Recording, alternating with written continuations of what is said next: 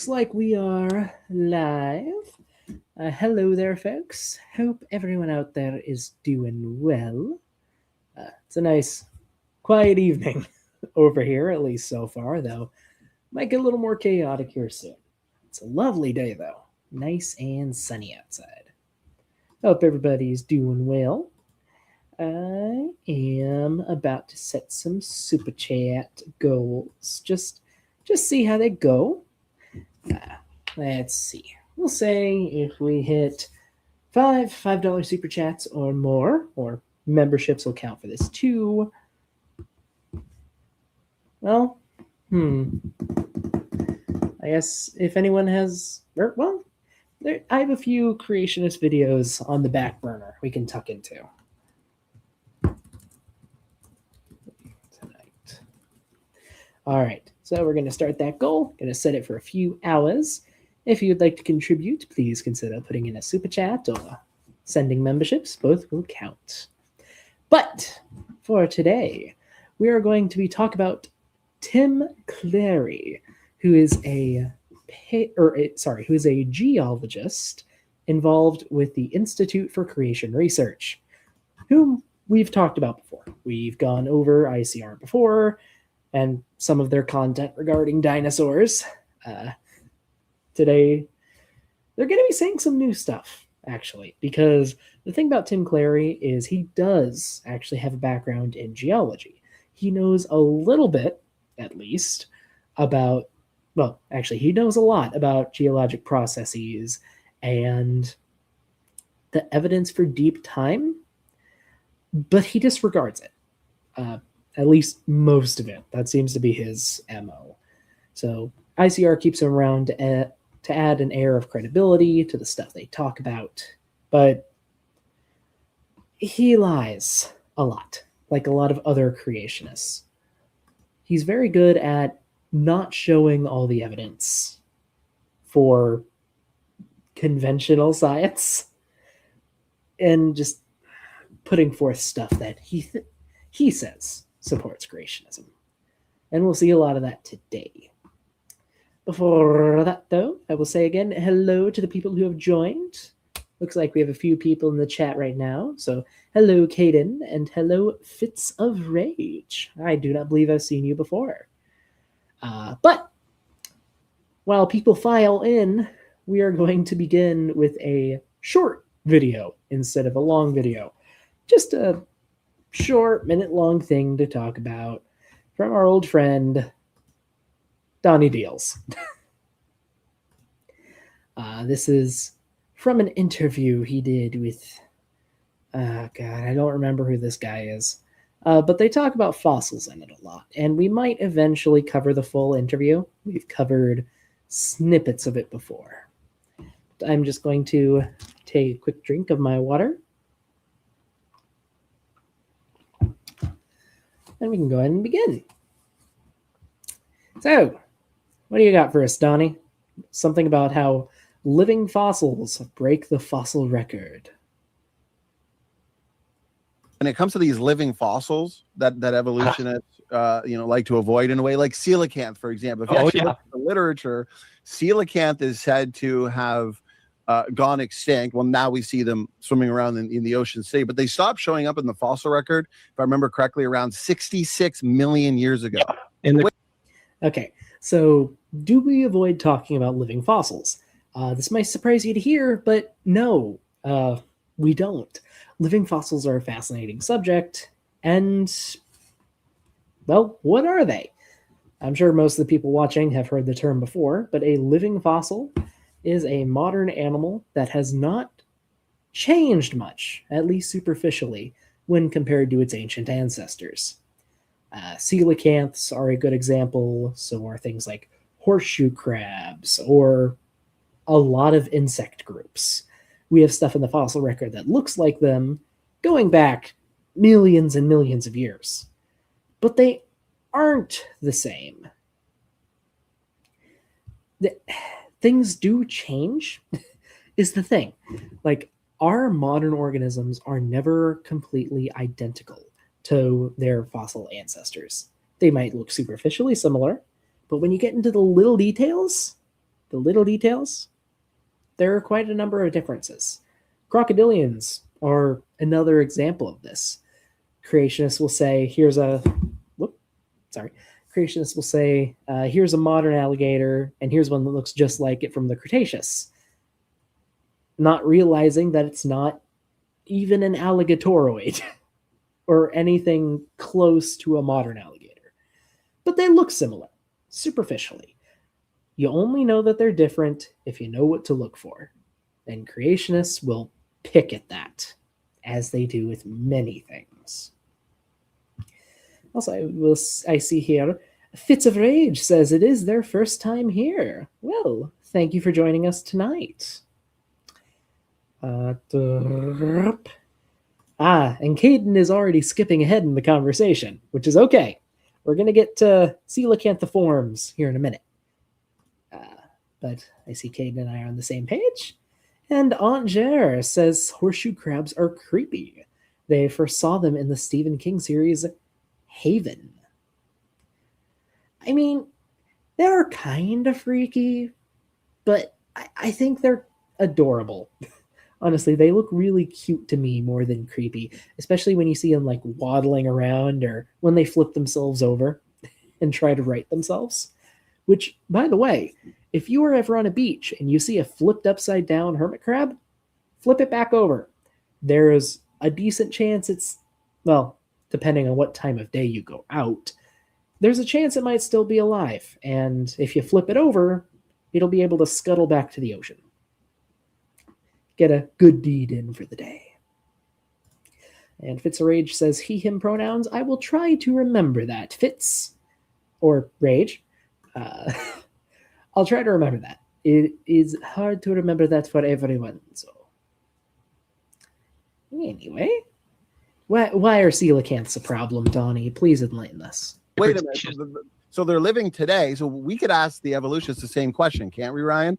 Why don't we find coelacanth and whales buried together? Why don't we find coelacanth and humans buried together? Because okay, so that is a good question when asked in good faith. Our modern coelacanths are specific members of the group. Coelacanths, speaking broadly, are a very widespread group with a lot of freshwater species, a lot of saltwater species, shallow water, and deep water specialists.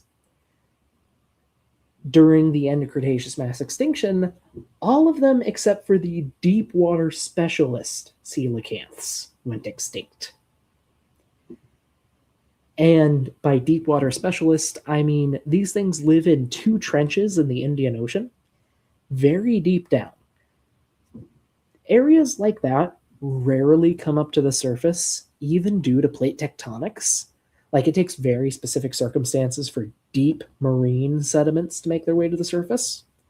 Whales, on the other hand, live throughout the surface zone of the ocean, in shallow and in deep water.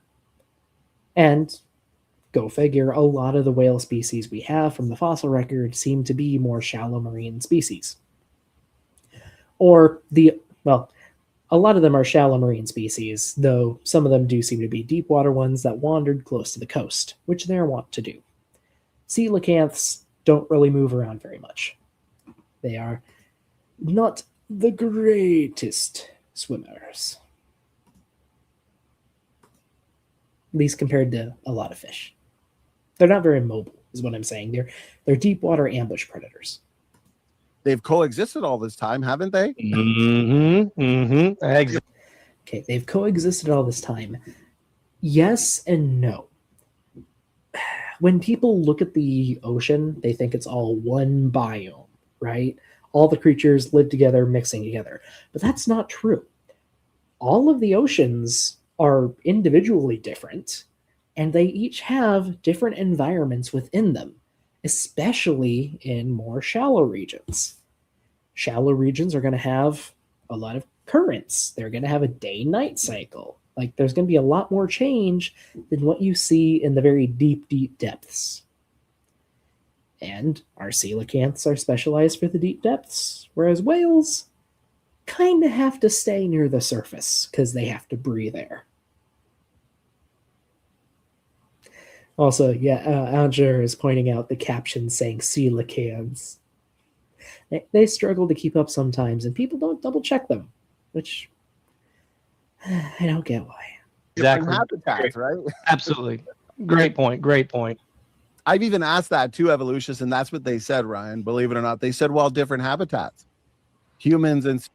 Yes, because it's true. You know what other fossils we don't often find mixed together? Whales and hagfish.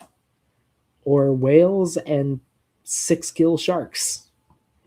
Because they live in different environments. They do. That's just how marine biology works. When I was a kid, actually, I wanted to be a paleontologist first and foremost, but marine biology was also a big passion for me. So I know quite a bit about it. I like it. It's interesting. Coelacanths. Humans are on land. Coelacanths are in the water. I said, okay, what about whales? Whales are in the water. Well, different habitats in the water.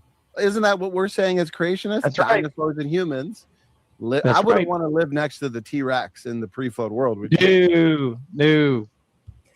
Okay, so the difference there is we're talking about deep sea versus shallow sea, which are very different environments that require a lot of specialization. Even whales that dive into the depths of the ocean, like sperm whales, can't stay down there for too long. Dinosaurs and humans, just speaking very broadly, would coexist in almost every environment. Humans live in every type of environment on the earth. We live in deserts, jungles, grasslands. Heck, a decent proportion of our population lives on the ocean, or at least very close to it. And dinosaurs as a group, same thing. We're very widespread and very adaptable. I wouldn't group all dinosaurs together, but like even T-Rex, like T-Rex lived in a bayou, basically. Bayou/forest environment. And yeah, humans like those places. You ever heard of Florida or Louisiana? Think like that. Although he's my favorite dinosaur, but yes. When it comes to these, okay, for the record, T-Rex is a pretty cool dinosaur. People say it's overhyped sometimes, but T-Rex is a cool dinosaur. It really is. I could give a multi-hour long talk just about T-Rex and its bizarre adaptations. It's like the analogy I've heard is that T-Rex is like if Ferrari created a pickup truck or a semi truck would probably be more accurate. Like they're very specialized, very different from the relatives. But that was our opening appetizer with Donnie Deals and his guest. Our main dish for the evening comes to us from the Institute for Creation Research, where geologist Tim Clary is going to tell us about how the dinosaurs lied to us. We've talked about the dinosaurs before. Creationists are really harping on it a lot because it's gotten a lot of popularity because it's a pretty good documentary. So this probably won't be the last time we talk about it, though I will try to avoid talking about it on Creation Science Theater for a while. I am working on my review of episode 2, though. So if anyone's interested in checking that out, it will be coming soon. And I will say, channel members will get to see it first. I don't know, I'm just trying to decide between a day and a few days, but they will get to see it first. Same for Patreon members. So if you would like to join either channel or Patreon, please consider doing so. Let's see. Anger is asking, what's with the weird Star Trek transporter scene transitions? That's like Donnie's new style. I think it's an AI thing because he has AI generated captions for his video. He also, every one of his shorts also starts with, and I'm just going to play this muted for a sec, starts with like these glitter things. I don't know why. I think it's just an AI filter thing he put on, because Donnie is no stranger to AI. And honestly, I don't get it. I am slow to make things for my channel, but I take pride in what I create, and I don't allow AI near anything in my creative process. The closest I get is a voice filter, just to help filter out background noise and echoes. Other than that, I make everything myself, from thumbnails to editing. Recording audio can be a pain sometimes, though. Actually, it's kind of funny. If you tagged along for our last stream, you might have noticed that I had a lot of microphone issues that took up like the first 15 minutes.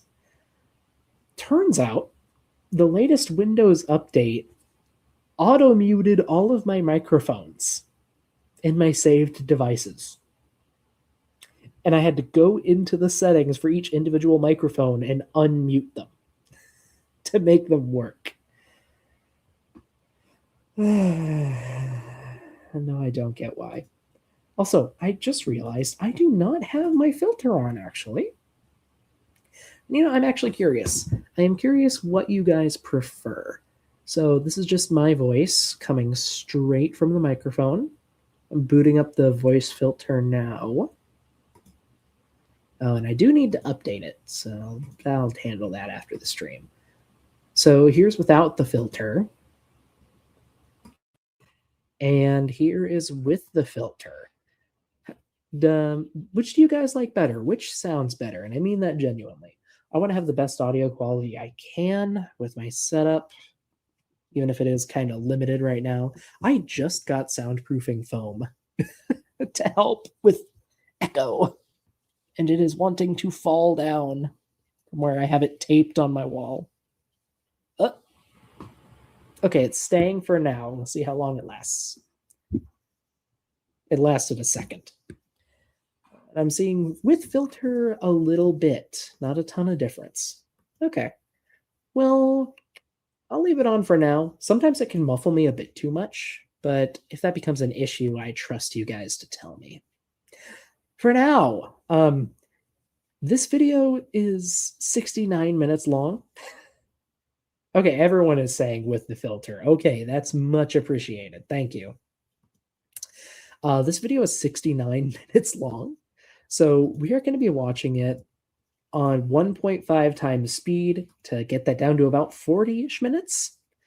I am unfortunately going to keep this a closed room for tonight, unless some people drop by, then I might open it up. But we have a lot of video to get through, so going to be a closed theater tonight. Next one might be open, though. We'll have to see. Anywho, Hollywood is lying to you about how dinosaurs looked. How quaint and dramatic. Oh, dear. Keep in mind, this is just a story. It's like a fictional novel. If you go in there and think, okay, this is fiction, it's kind of cool to see the way they made the dinosaurs. Here, maybe 1.5 will be a little too fast. We'll do 1.25. And this is just like a little highlight reel. So we're going to skip forward a few seconds.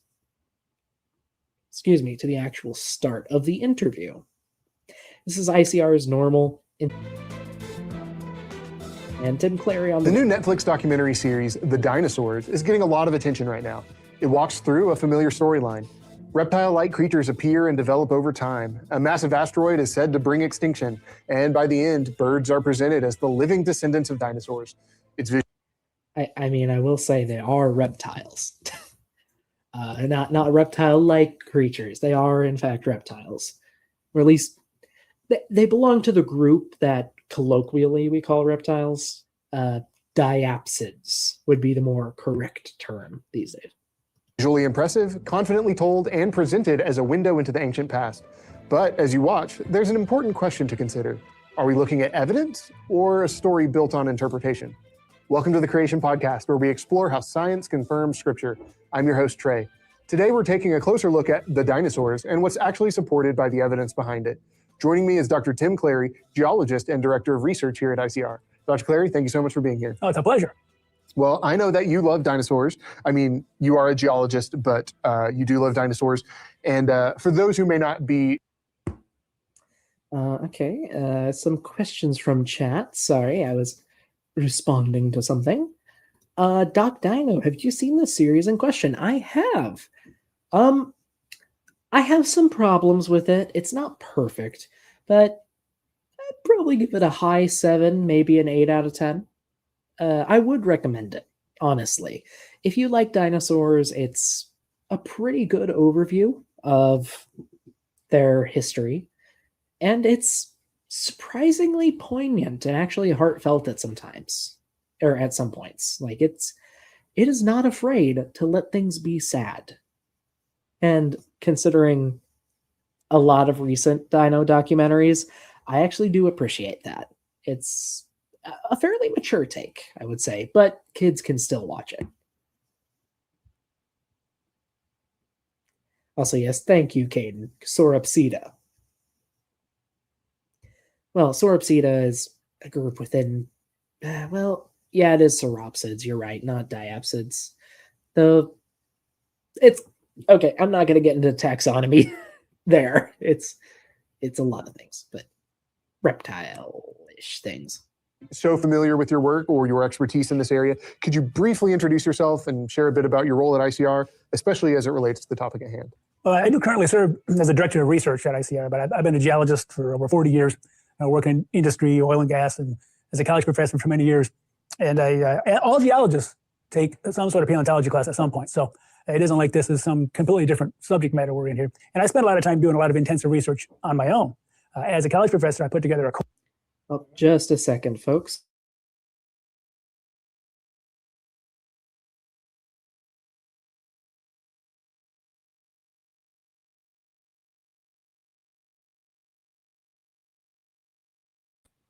Sorry about that. Family member needed something, but we are good to go. Anyway, I did not look up Tim Clary before this. I know we've talked about him before. Let's just go ahead and look up his credentials and such. Okay. He does indeed have a PhD in geology and hydrogeology, and apparently 2 master's degrees, at least according to ICR's website. He's worked for Chevron, and yeah, he has been in the oil and gas industry. Well, it seems like he made a pivot to creationist stuff in the mid to late 2000s.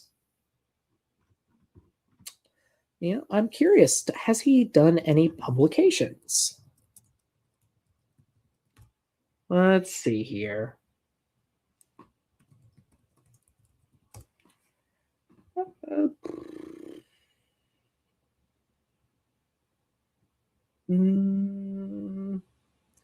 I could be wrong, but I'm not seeing many publications with his name, which is interesting.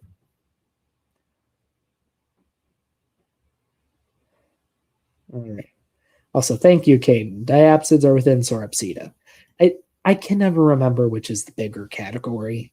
It's all umbrellas, but sometimes it's hard to tell which umbrella fits the other one inside.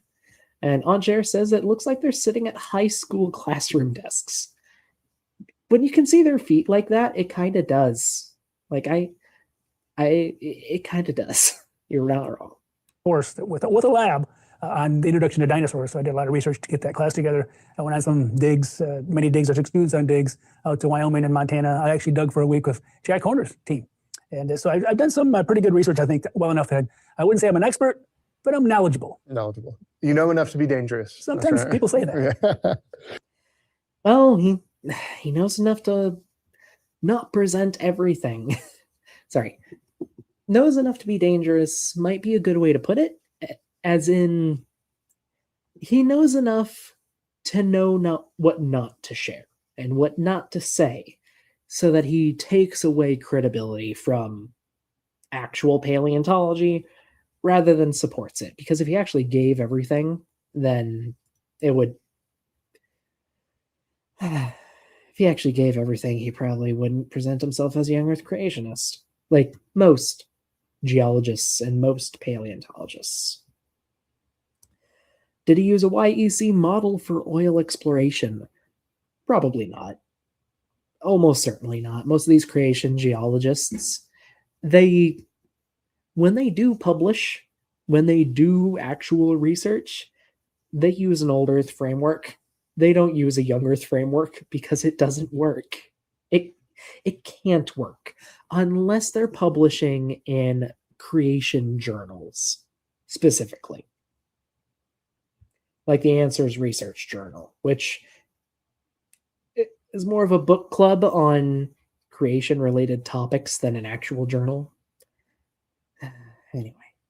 All right. Well, as you watched the dinosaurs, what stood out to you right away in terms of how the story was being told? Well, part of the problem I ran into was the imagination, just a vivid imagination, and kind of like a portrayal of dinosaurs that, even though they looked active and did cool things, and the animations were wonderful, they dressed them up in feathers, dressed them up with a lot of hair on them. And the exterior of the dinosaurs was kind of fabrication. It's not based on a lot of hard science. And okay, that's funny. That's actually pretty funny.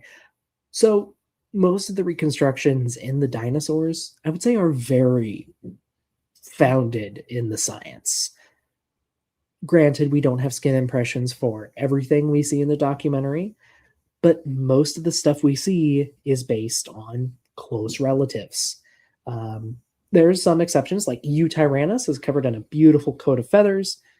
The fossils of Eutyrannus all have feathers. All 3 of our specimens of Eutyrannus have feather impressions on different parts of the body. It's all over. What are some others? The pterosaurs we see. Whenever we have pterosaur remains that are preserved in an environment where feathers can be preserved, we almost always get the feathers preserved. Sometimes in beautiful detail.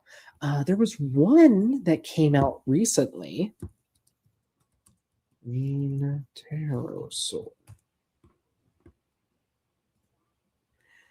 There was a pterosaur published on recently that was found to have these beautiful emerald green feathers. Oh, where are you? I don't remember what it was, but it got some attention recently. Dinosaur feather news.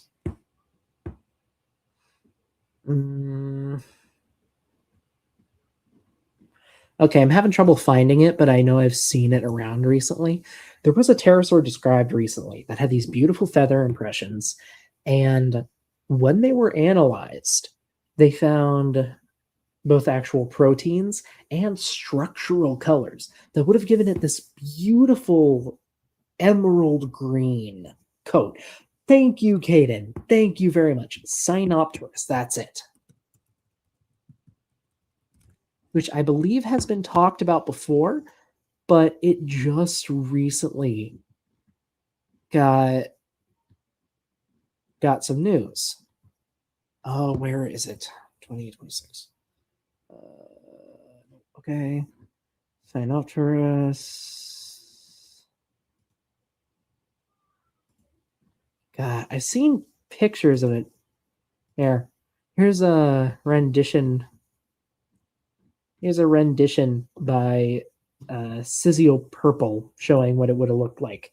Sizio Purple on DeviantArt. Very good artist. Does a lot of these does a lot of these size comparison images. A lot of them they're all very good. But yeah, this pterosaur had this brilliant green coloration, and that's really cool. But we've had other feathered pterosaurs previously. We've had larger ones like Tupandactylus. We've had smaller ones like Oh God, it's the one that's in Jurassic World Jurassic World. World evolution.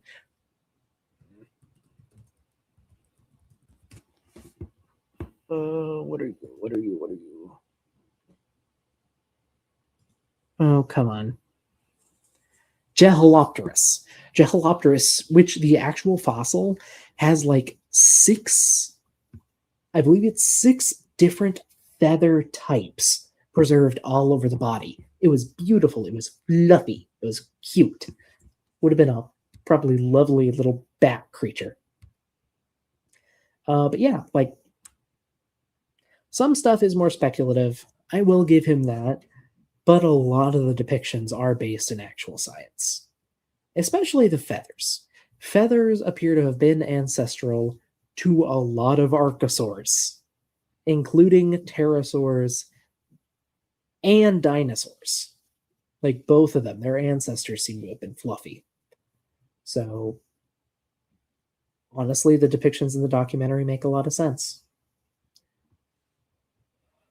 And as Caden does say, of course, there was some speculation involved.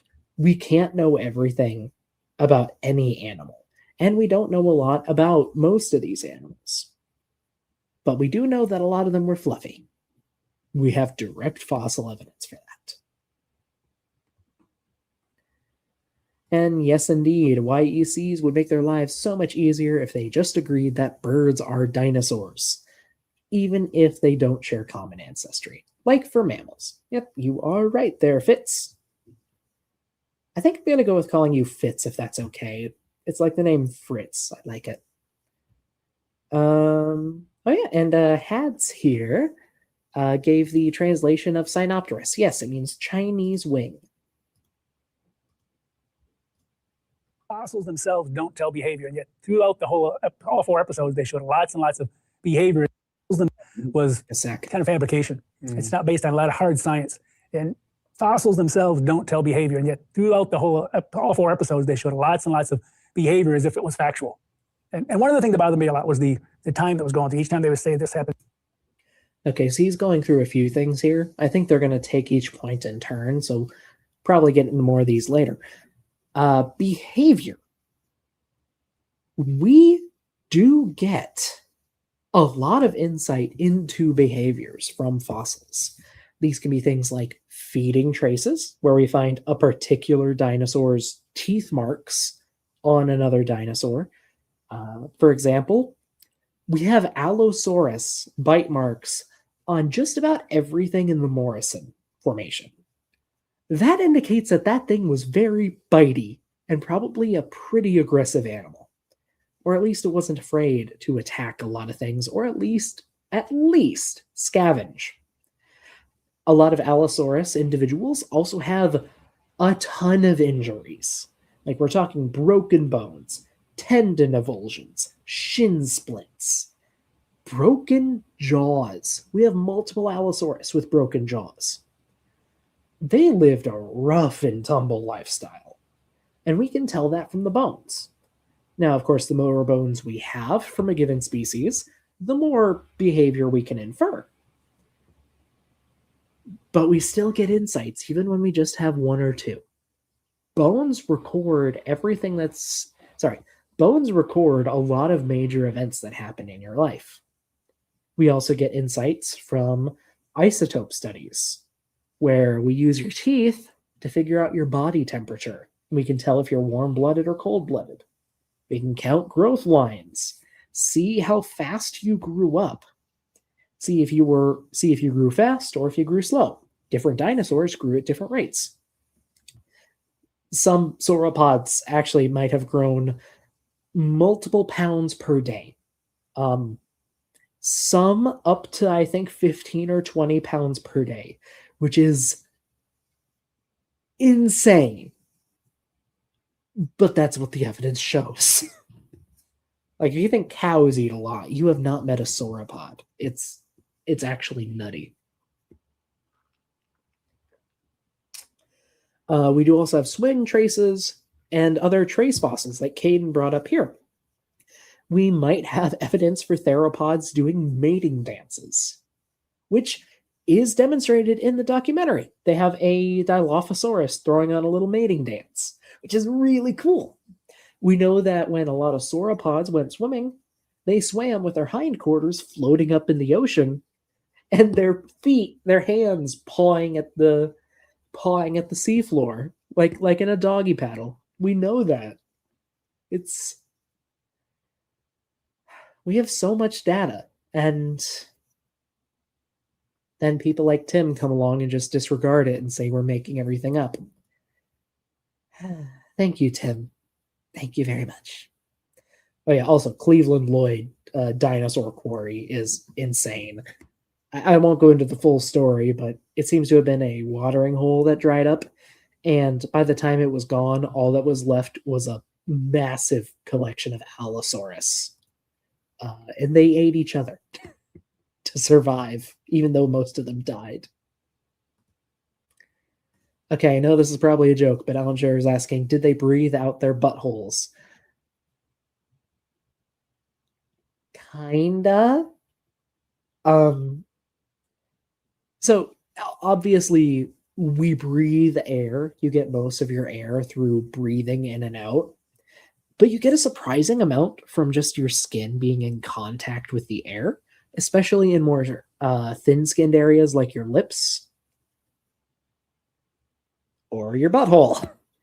In fact, there's just enough gas exchange going through those areas for a lot of cold weather turtles to hibernate during the winter. They get all the air they need from skin gas exchange, which is wild. But that's just biology. And yes, they do live in herds. Well, a lot of dinosaurs lived in herds. We can say that for pretty sure. Allosaurus, we're not certain about, but I wouldn't rule it out. At least, I don't think gatherings of Allosaurus were uncommon. Pack hunting is probably something different. Pack hunting is a very complex behavior. 201 million years ago, this happened so many. Can be a complex behavior. You can also have things like mobbing, where like a bunch of Komodo dragons will just all attack something at the same time, but it's uncoordinated. It depends. It's a complicated subject. Millions of years ago, they presented the time, the deep time, these millions of years as fact, which they're nowhere near fact. Right. And Tim, you know how those dating methods work. You had to know them for oil and gas exploration back when you were looking for oil and gas. That stuff requires that you have to have a good understanding of stratigraphy in order to do that kind of geology. So he knows dating methods and stuff. He knows. A quote from the actual documentary says, "This is the story of the dinosaurs as it has never been told before." And I'm like, pretty sure it's been told like this before, but also keying in on that word story is right. It is a story. So, but before we get into the issues of which that is the tagline for the series. It fits in some ways, it doesn't in some others. The dinosaurs, I would say it's a very story-driven documentary. Like they tell the rise, the reign, and the fall of dinosaurs, and they turn it into a story with a through line. That's been done before with like Walking with Dinosaurs. But Walking with Dinosaurs had individual episodes that all focused on a very specific place during a specific period of time, usually over the course of a single animal's lifetime or an event in their lifetime. The Dinosaurs takes this overarching story, but focuses on the overarching story with a lot of individual segments going through. And yes, Science Nerd, they are talking about the Dinosaurs with Morgan Freeman. which there are many in regard to the documentary, it's worth recognizing where the series aligns with the observable evidence. So what aspects of the documentary stood out to you as accurate, or at least worth acknowledging the effort? Well, number one, there were dinosaurs. And so they found lots of dinosaurs. Some of the names, of course, were a little bit unfamiliar to me. They used some obscure ones. But most of the dinosaurs I knew and part of it. Some of these, of course, I believe were actually birds, but that's another whole matter we'll get into. But one of the things I did find was impressive was they agree with, being a flood geologist, and we believe the flood at a point where it peaked. The Bible talks about day 150 of the flood year. And I believe from my research that I've done by looking at sediments all over the world and looking at all the continents, I see a common peak in about the end of the Cretaceous or right after about the dinosaurs disappear in the rock record. So they kind of go up to that point and they talk about the dinosaur extinction, which we can talk about later. But they have a peak in sea level at that same time that we see the peak in sea level on all the continents of the world. They don't think it. Okay. So yeah, the dinosaurs does indeed show. It does show at, I think, a couple periods, but at least one period where there were very high sea levels, which I believe, yes, they did peak near the end of Cretaceous. Well, they peaked during the Cretaceous. There were a couple different episodes of sea level rise and sea level fall during the Cretaceous, but they do show it. But while sea levels were higher during certain points, and they did reach a maximum, there was never a global flooding event. We have contemporaneous, so during the same time, marine sediments and land sediments. You can't disregard the land sediments. You just can't. Especially when there are some times where we have like very similar ash flows. Like we'll have ash in a land deposit and we'll have ash in a marine deposit, and the ages match up, the chemistry matches up. So they were probably from the same eruption, or at least same series of eruptions. Like you can't disregard that, Tim. You can't. And yes, Caden, you're right. During the very end of the Cretaceous, the Western Interior Seaway was retreating. From my understanding, that retreat was driven by the building of the Rockies and the Western mountain front in the U.S. more so than sea level rise, though that was also a factor. Since the Cretaceous, since the mid-Cretaceous, the middle part of North America has been getting pushed up by the advancing Pacific plate. By the Pacific plate being squished underneath the North American plate. It's kind of just gotten bunched up. For example, I live in the middle of the country. This area may never be underwater ever again, unless there's like some massive sinking event, which is unlikely. Even if sea levels rise to their theoretical maximum. It flooded everything, which I do as a flood geologist. I see the evidence it did flood everything. But they have the highest sea level at the same time. And the reason for it is the same reason that we as flood geologists believe the flood progressed along from a little flooding early to more and more and more, is because the seafloor went up. As you increase the speed of the seafloor spreading and the runaway subduction that we talk about quite a bit in creation geology, that actually caused the seafloor to go up more and more and more, like the bottom of your bathtub. And so the more seafloor you made, the higher the water went. And they actually bring that up in I think the second or third episode, they show the water going up higher and higher because of the seafloor. Right. Yeah, so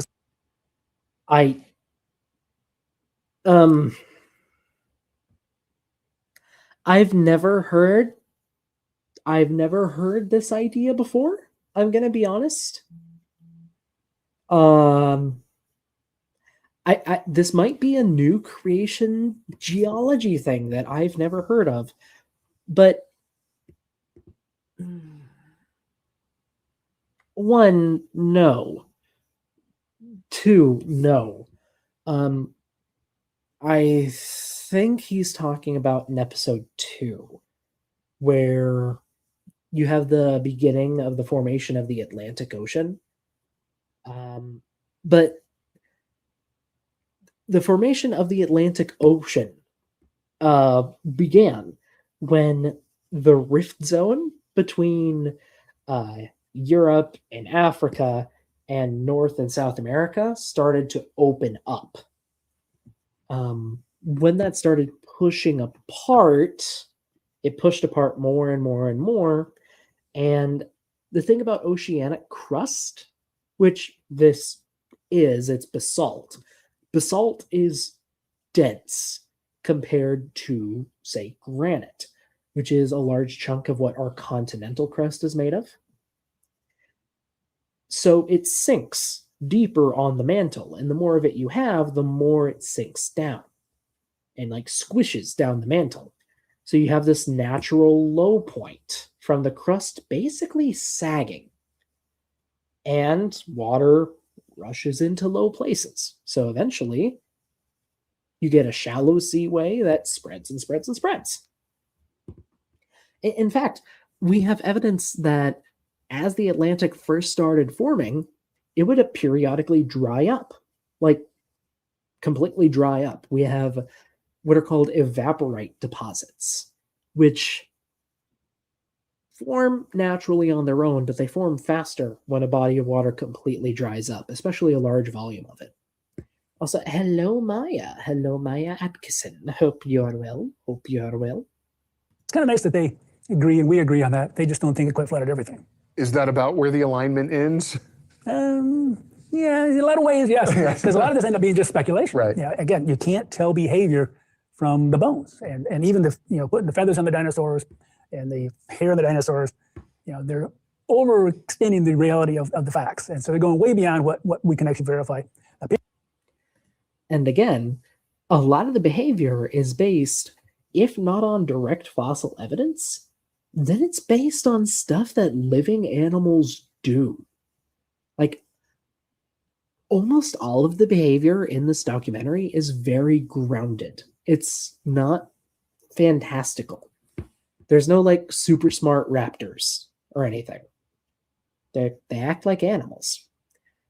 And again, as for the feathers, most of what they showed is based on the actual fossil evidence.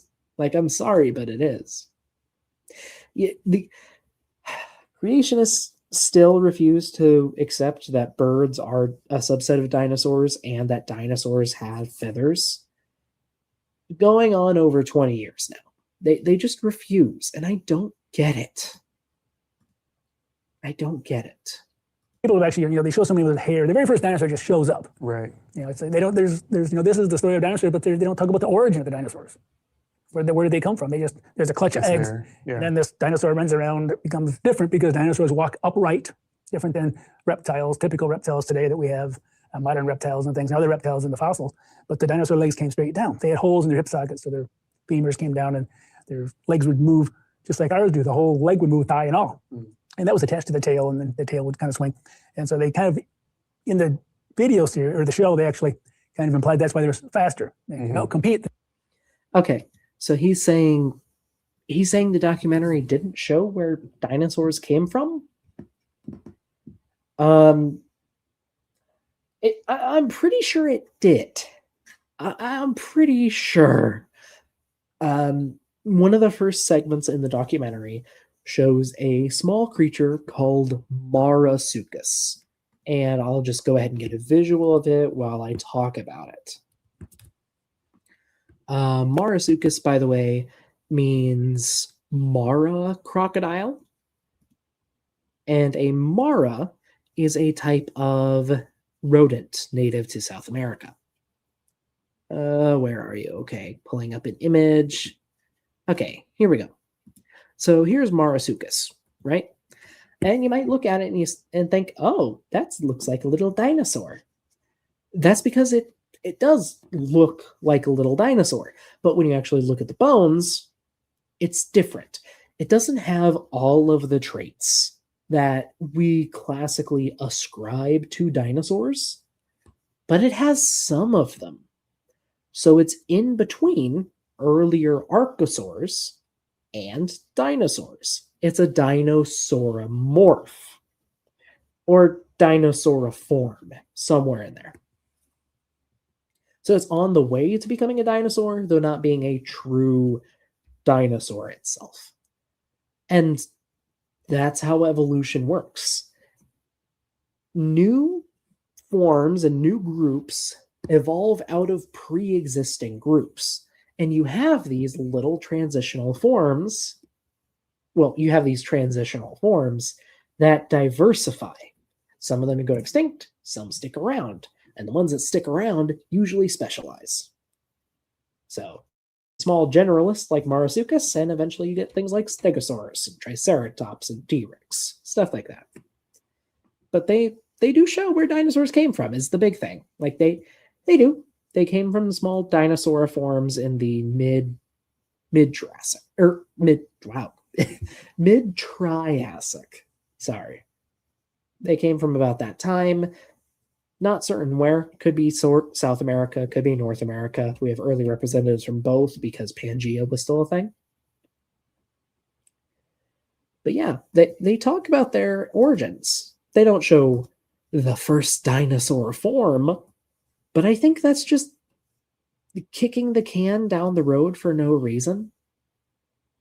Like, they do show you early dinosaurs, and they explain it in the documentary. Like, that's... Come on, Tim. Come on, Tim. The reptiles are a little slower, dragging around, kind of like crocodiles. But what's weird... Sorry, I'll go back a few seconds. ...is they don't... The whole leg would move thigh and all. And that was attached to the tail, and then the tail would kind of swing. And so they kind of... In the videos here, or the show, they actually kind of implied that's why they're faster. And, you know, compete. The reptiles are a little slower, dragging around, kind of like crocodiles. But what's weird is they don't mention where this dinosaur clutch came from. It just appeared out of It just nowhere. appeared out of nowhere. And that's a big problem. Right. That's the one problem with, they never really talk about, and they didn't in this as well, one of the problems with the whole story of dinosaurs and from an evolutionary standpoint is, where did they come from? Where are their ancestors? What was the ancestor? Let alone...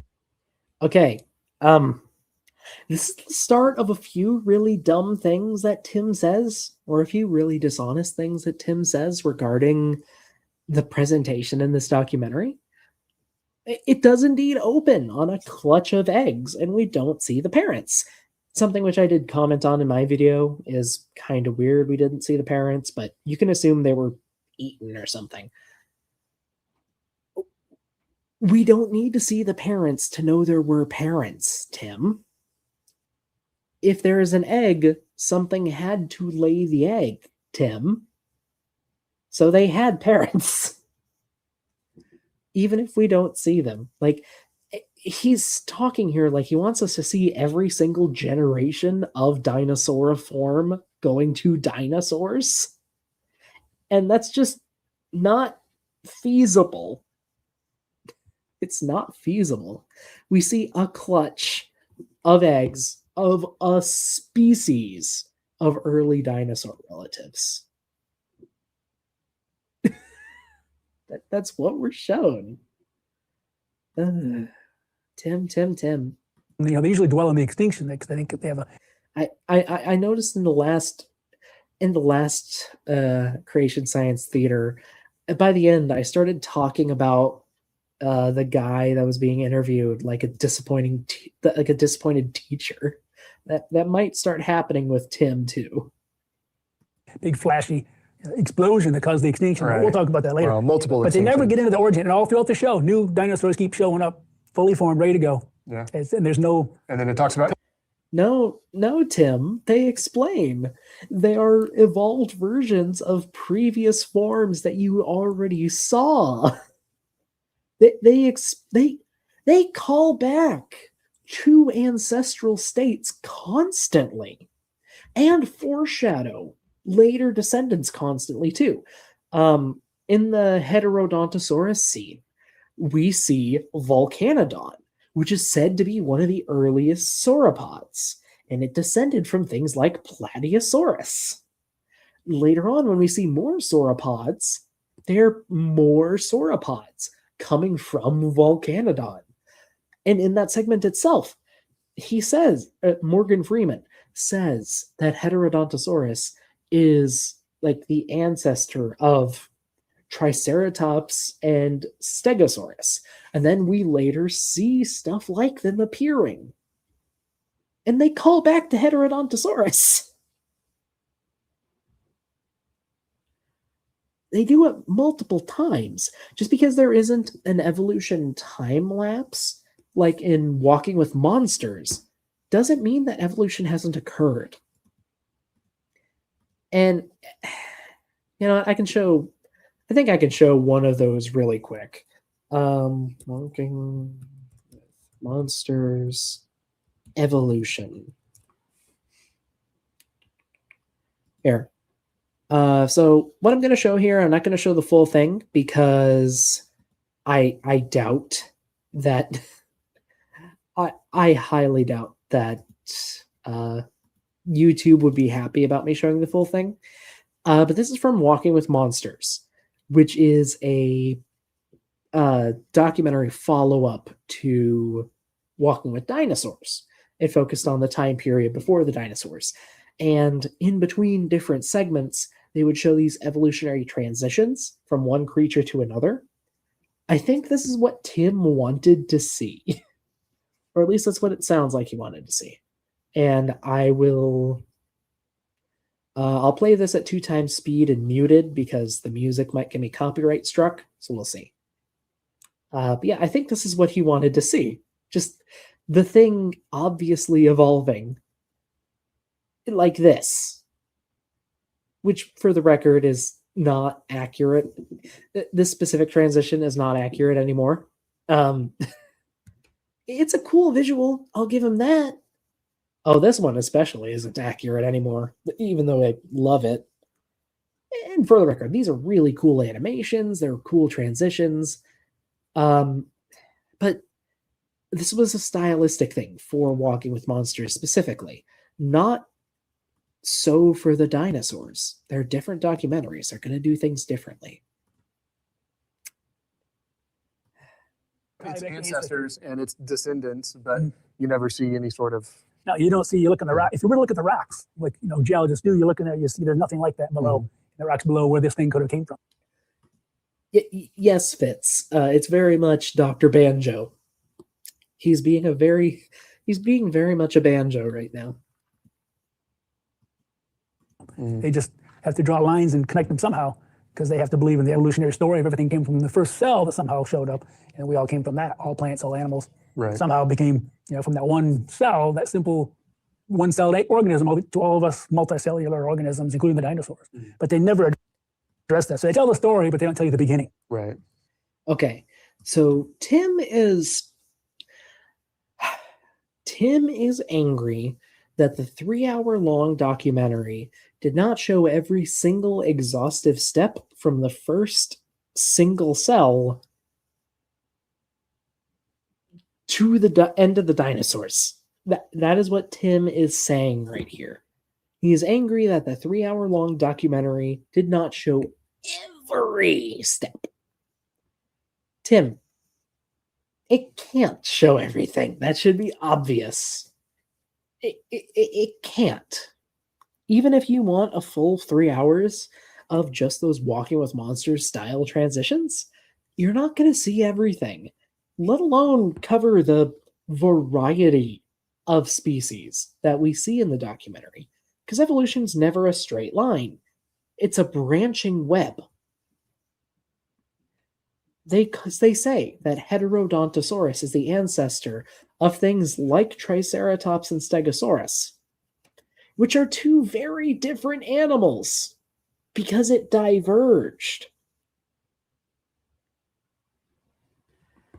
Not only that, those later forms have all of the traits that signify belonging to the previous groups. Like they grow out of previous groups. They have all the diagnostic traits of those previous groups, plus new ones. That's how we know they are lines of descent. Because they start out very similar, and they diverge into very different paths. Right. Well, speaking of telling you the story, so part of how they tell this story is through like very high quality animations, very high quality visuals, very compelling. So how do you think I guess just the narrative aspect of things, along with the animations and the dramatic storytelling. How do you think that that influences how viewers perceive the information that's being told them? Well, unfortunately, they see this again and again. They see this in the movies like Jurassic Park and Jurassic World, all that series. They see feathered dinosaurs. They see dinosaurs running around upright. They see dinosaurs. Immediately, they were warm-blooded. Because if you're going to turn into a bird, you got to become warm-blooded as well. So they just show up warm-blooded. And all these things, they don't talk about how that happened, how that could have happened. The physiological changes are just kind of blurred over in this. Now, one thing I should go back and mention is all that clutch of new dinosaurs that show up suddenly. Only one survived. Okay. I'm going to rewind because we're going to have to see that statement from the beginning.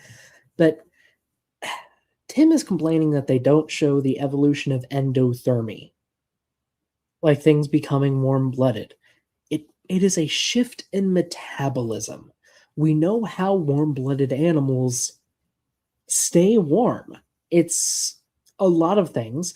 It's on both a cellular level, a muscle group level, and an atomic level, basically. We release heat and energy as heat from cellular reactions, from muscle contractions, from movement, like just movement, too. And we retain heat through insulation. Mammals do it through fat and hair. Reptiles do it through thicker scales. Dinosaurs did it through fluffy feathers and scales.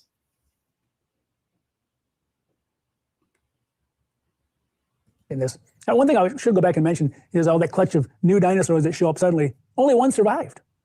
So how did that dinosaur reproduce? They would have gone extinct right there. Well, through the magic of storytelling. But if you had just a male or a female, you're not going to make more. Yeah. And so they kind of Accurate. They kind of shot themselves in the foot right off the bat. It's kind of funny. And this is just Tim being intentionally stupid. Like, do I even have to say anything here? Do I have to say anything here? It's just...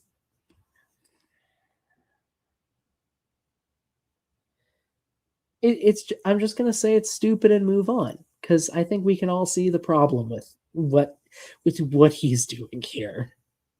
It's dumb. Stop it, Tim. Interesting. Well, let's talk about, now that we've kind of discussed where we agree, which isn't much. There were dinosaurs and flooding reaching a high point. Right. For the same reason. For the same reason, right. Now that we've kind of discussed where... Not a global flood. Sea level reached a peak. It did so in the late Cretaceous, and it did so, it did so a lot of times in Earth's history, but it did in the late Cretaceous and after. We agree. Let's move on to where the documentary moves beyond observation and the realm of empirical science and more into the storytelling side of things, presented as if it were fact. And one of the notes that I wrote here is this dinosaur in the making. It shows Marasuchus, dinosaur in the making. It has fur, a furry type substance all over it. The documentary even calls it feathery fuzz. And they immediately say that it's warmer blooded. And so like immediately off the bat, that takes everything that I was historically taught about dinosaurs growing up. They're reptiles, they're scaly, they're cold-blooded, like immediately shifts all of that. And this isn't even a dinosaur, this is a dinosaur in the making. This is before the dinosaur. So why does it have all these things that are beyond what a dinosaur would have? I don't know. Well, and that just shows that our interviewer here, what's his name? What's his name? Trey. Just shows that Trey's understanding of dinosaurs is stuck in the 70s and earlier. Oh, God. Okay. We've known that at least some dinosaurs, especially the small ones, were warm-blooded since at least the 70s and partly into the 60s. Like, we've known that. We've known that with things like Deinonychus, other dromaeosaurs, smaller tyrannosaurs, birds, obviously. Like, we've known that they were, at least some of them, were warm-blooded. And that was before we started doing isotope studies on them. That was before we started really looking at the growth rings on their bones. We know not only that dinosaurs were warm-blooded, we know the body temperatures of different groups of dinosaurs, like the rough ranges of at least some of them. Here, let me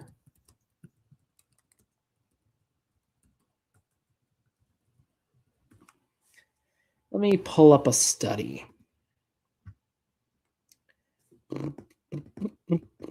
Yeah, I'm going to be pulling up a paper, but it has pictures, I promise.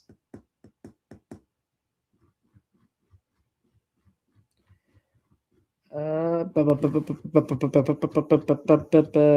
to find a specific figure here. Give me just a moment.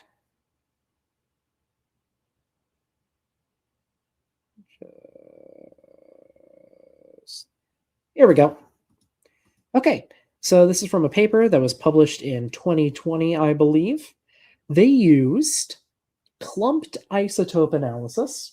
So they looked at the stable isotopes in some fossils, specifically in eggshells from India. And they combined that data with data from other previous studies to get a rough gauge on the temperature ranges seen in different groups of dinosaurs. This bar here is the log of the body mass in kilograms. So here is like, what is it? Like about 1 kilogram, 100,000, 10,000, 10,000 plus over here. And here is the body temperature that they got from the clumped isotope analysis, which does, it's a complicated technique, but it shows your body temperature basically. So let's see. So over here, we have our theropod dinosaurs, our meat-eating dinosaurs. There's a bit of a range, but we have a cluster here at about 27 degrees Celsius and another cluster around 37 degrees Celsius, which is about human body temperature. We have modern birds ranging up here, over on this way. Right here, I forget what Ellipsoolithus is, but it clusters right with the ornithischian, which I think it's studied or it's specified elsewhere in the paper, but think like a duck-billed dinosaur is this green marker here. And it's about 35 degrees Celsius. And then we even have some sauropods over here. That is what the Megaolithus, the dark blue mark is. So these are animals with weights ranging in the thousands to tens of thousands of kilograms. And their body temperature ranges from 30 degrees to 45 degrees Celsius. In particular, Camarasaurus here and Brachiosaurus here are from previous studies. Camarasaurus is about 35 degrees Celsius. Brachiosaurus is like 37 degrees Celsius for body temperature. Those are warm-blooded animals. These guys don't know that because their understanding of dinosaurs is stuck in the 70s. And they refuse to update their understanding. By the way, if you would like to read this paper yourself, let me go up to the top. The title is a mouthful, but it's Variable Thermoregulation of Late Cretaceous Dinosaurs Inferred by Clumped Isotope Analysis of Fossilized Eggshell Carbonates by Lascar and colleagues. Like I said, very long title. Just search India Dino Body Temperature. You'll find it. Published in 2020, by the way. In Helion, I guess is the journal. Highly recommend it. Very, pretty good paper, very interesting paper. But these guys don't know that. They don't know that we have body temperature data for dinosaurs.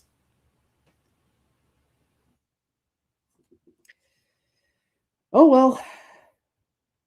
They do believe dinosaurs turn into birds as the story progresses along.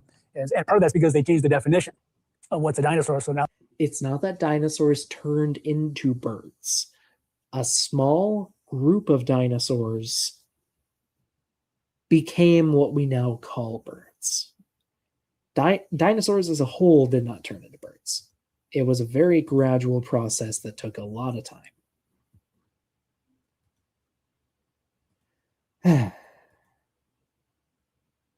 Anyway. The definition of dinosaur stretches over the umbrella, now includes birds. They'll probably throw a few more other types of animals in there sooner or later as well. But the definition of dinosaur that includes birds, I believe, has been around since at least the 80s. If I recall correctly, it defines a dinosaur as a group of animals that includes all of the ancestors, or that includes the ancestors of Triceratops, the passenger pigeon, and Megalosaurus, and all of their descendants. Which, again, is a lot of words, but that's how these things are defined. So, if something shares a common ancestor with those creatures, it is itself a dinosaur, because evolution is always top-down. It's umbrellas within umbrellas. But you can't change the rules. But that definition is decades old and based on fossil and molecular evidence. Sorry, Tim. Of the game halfway through and change the rules, and that's what they did, unfortunately. And if you've got consensus behind you, you can kind of do whatever you want. And unfortunately, they're going on consensus. They've got everybody convinced that dinosaurs were warm-blooded. I don't think they were. I think they were cold-blooded. I think they had scaly skin. That's what the actual evidence shows. But they're putting all this hair on things. They want to make these what's called fuzz or proto-feathers because they start to see this hair-like fossils. When you get these really good fossils and really fine grains, you can see not only what looks like little hair coming off the edges of the dinosaur. Right. Well, this was looked at back in 2005, but it's been ignored by Alan Fiducia and his team. He's and the simple fact that you are citing Fiducia is the cherry on top, just to show how ill-informed, or I'll be charitable, I'll say ill-informed and ignorant Tim is of the actual data. Because I know he has a degree in geology. He knows how a consensus comes about. A consensus comes about when the majority of the most informed people on a topic agree on a certain topic of discussion. The majority of the most well-informed people agree, who know all the evidence and consider all the evidence together. That's how consensus forms, Tim. At least in the sciences, but you gotta have your boogeyman, and you say consensus is your boogeyman for some nefarious satanic reason, because yada yada yada, conspiracy theory, BS. Disappointed in you, Tim. Evolutionary bird paleontologist, and he actually squished some animals like a dolphin and squished it out, and he showed that it's just collagen fibers in the skin that lead. And that research has been long since refuted. I believe the main article refuting it was published in 2014. 2014 Stenoterigius?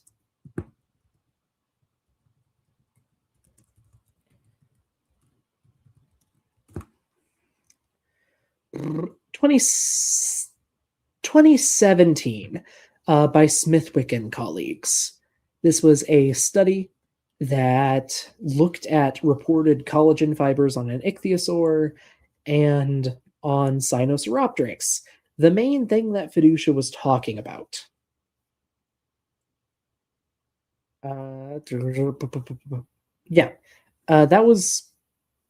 That's what the study looked at. They used a few different methods to analyze reported collagen fibers.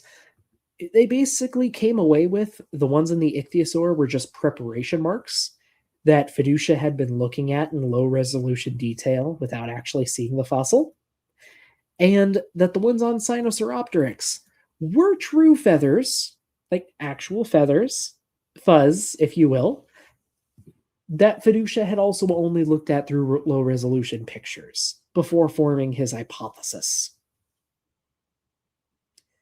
There is a reason why no one takes Fiducia seriously on this. He is almost as bad as Dave Peters. All right. Also, Caden. According to Caden, dinosaurs are usually defined as the group consisting of the most recent common ancestor of Triceratops and modern birds and all of its descendants. Okay. Sometimes it bounces around between a few taxa. I know that Triceratops is involved. I am pretty sure Passer is the genus. So definition. Let's see. Keep in mind there have been a few revisions. Where is it?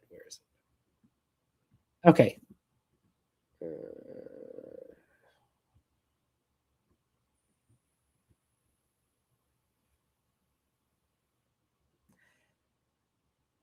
Okay. So like I said, there have been a few revisions. Going through here, the most recent commonly accepted redefinition, at least as far as I know, commonly accepted redefinition.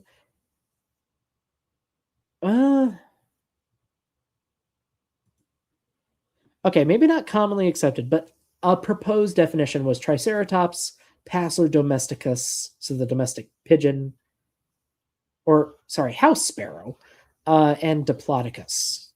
But it bounces around between a few things. Stegosaur or Triceratops is almost always involved for some reason. Yes, Passer domesticus is a sparrow, not the pigeon. Why did I think pigeon? Yeah, that's the house sparrow.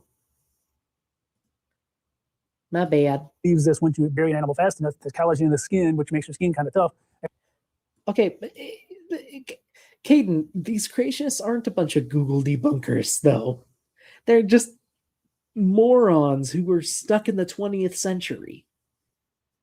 They're not even... Google debunker at least indicates that you've tried to find out the truth behind something. Even if you only use Google, at least you try. They don't try. Actually kind of leaches off and makes what looks like hair coming out the animal. And so basically all they're really seeing when they see these in the fossil record is collagen. And that's the most likely explanation, probably the most reasonable explanation, because when we see dinosaurs, we see all sorts of scaly skin. Mm-hmm. So the actual scalies, they actually determined, I think, in 2017. Okay, before he goes on to this, no, it's not the best explanation.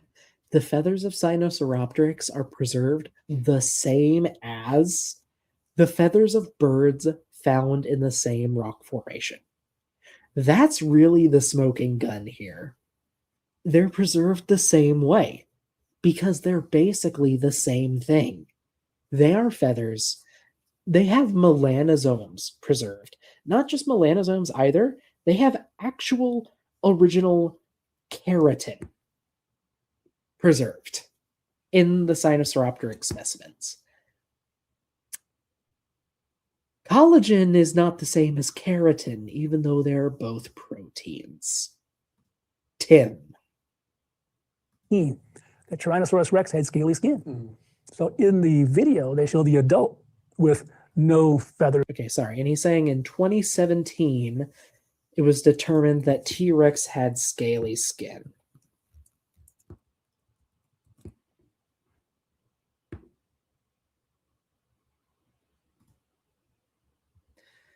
Okay. So this is, I think, is referring to a study. Okay, looks like it's referring to a study from 2017. I'm gonna guess it's this. It's this. I'm guessing it's this study published in the Royal Society, where they say that large tyrannosaurids like T-Rex, Tarbosaurus, Albertosaurus, etc., lost feathers, or at least most likely lost all their feathers, at least as adults. even though early tyrannosauroids, which is a larger category like Eutyrannus, which we see in the documentary, even though that has feathers, and it's about the size of Daspletosaurus or a large Albertosaurus. So I think this is what he's referring to. This is specific to tyrannosaurids, specifically tyrannosaurid adults, not all dinosaurs, and not even all tyrannosaurs. Okay. Sorry, Caden. That was a joke. My apologies. I noticed that. Yet the babies they show with kind of this fuzz on them. It's like, oh, but then I guess it falls off. Is it to keep it warm as a baby? That's kind of the idea behind it all. Right. Again, that's based on nothing. The actual science shows that tyrannosaurs of all types had no. They actually concluded, much to their chagrin, they concluded that tyrannosaurs of all types had no feathers, just scaly skin. Which is not true. If you're just going to say tyrannosaurs, that includes Eutyrannus, that includes Dilong, both of which definitely had feathers. Tim. Not only that, juvenile animals tend to preserve a lot more ancestral traits. Creationists like to bring up the Huatzin a lot, which is a bird that, as a juvenile, has multiple claws on multiple fingers that are unfused and then fuse as an adult. They like to bring it up as an example of, hey, this is what Archaeopteryx says. It's not. Anyway, it is not based on nothing. It is, one, based on an understanding that juveniles tend to have more ancestral traits. In this case, tyrannosaurs were ancestrally feathery, so it's more likely for the juveniles to have feathers. Also, temperature modeling. We know that these things were warm-blooded. We know that they had a high body temperature. We know this for T-Rex specifically. If you shrink that animal down to a baby, which is also going to be hot-blooded, like we're talking bird levels of body temperature, it almost certainly has to have some kind of insulation just to remain alive. It would probably have to have some kind of insulation, like feathers, to keep warm.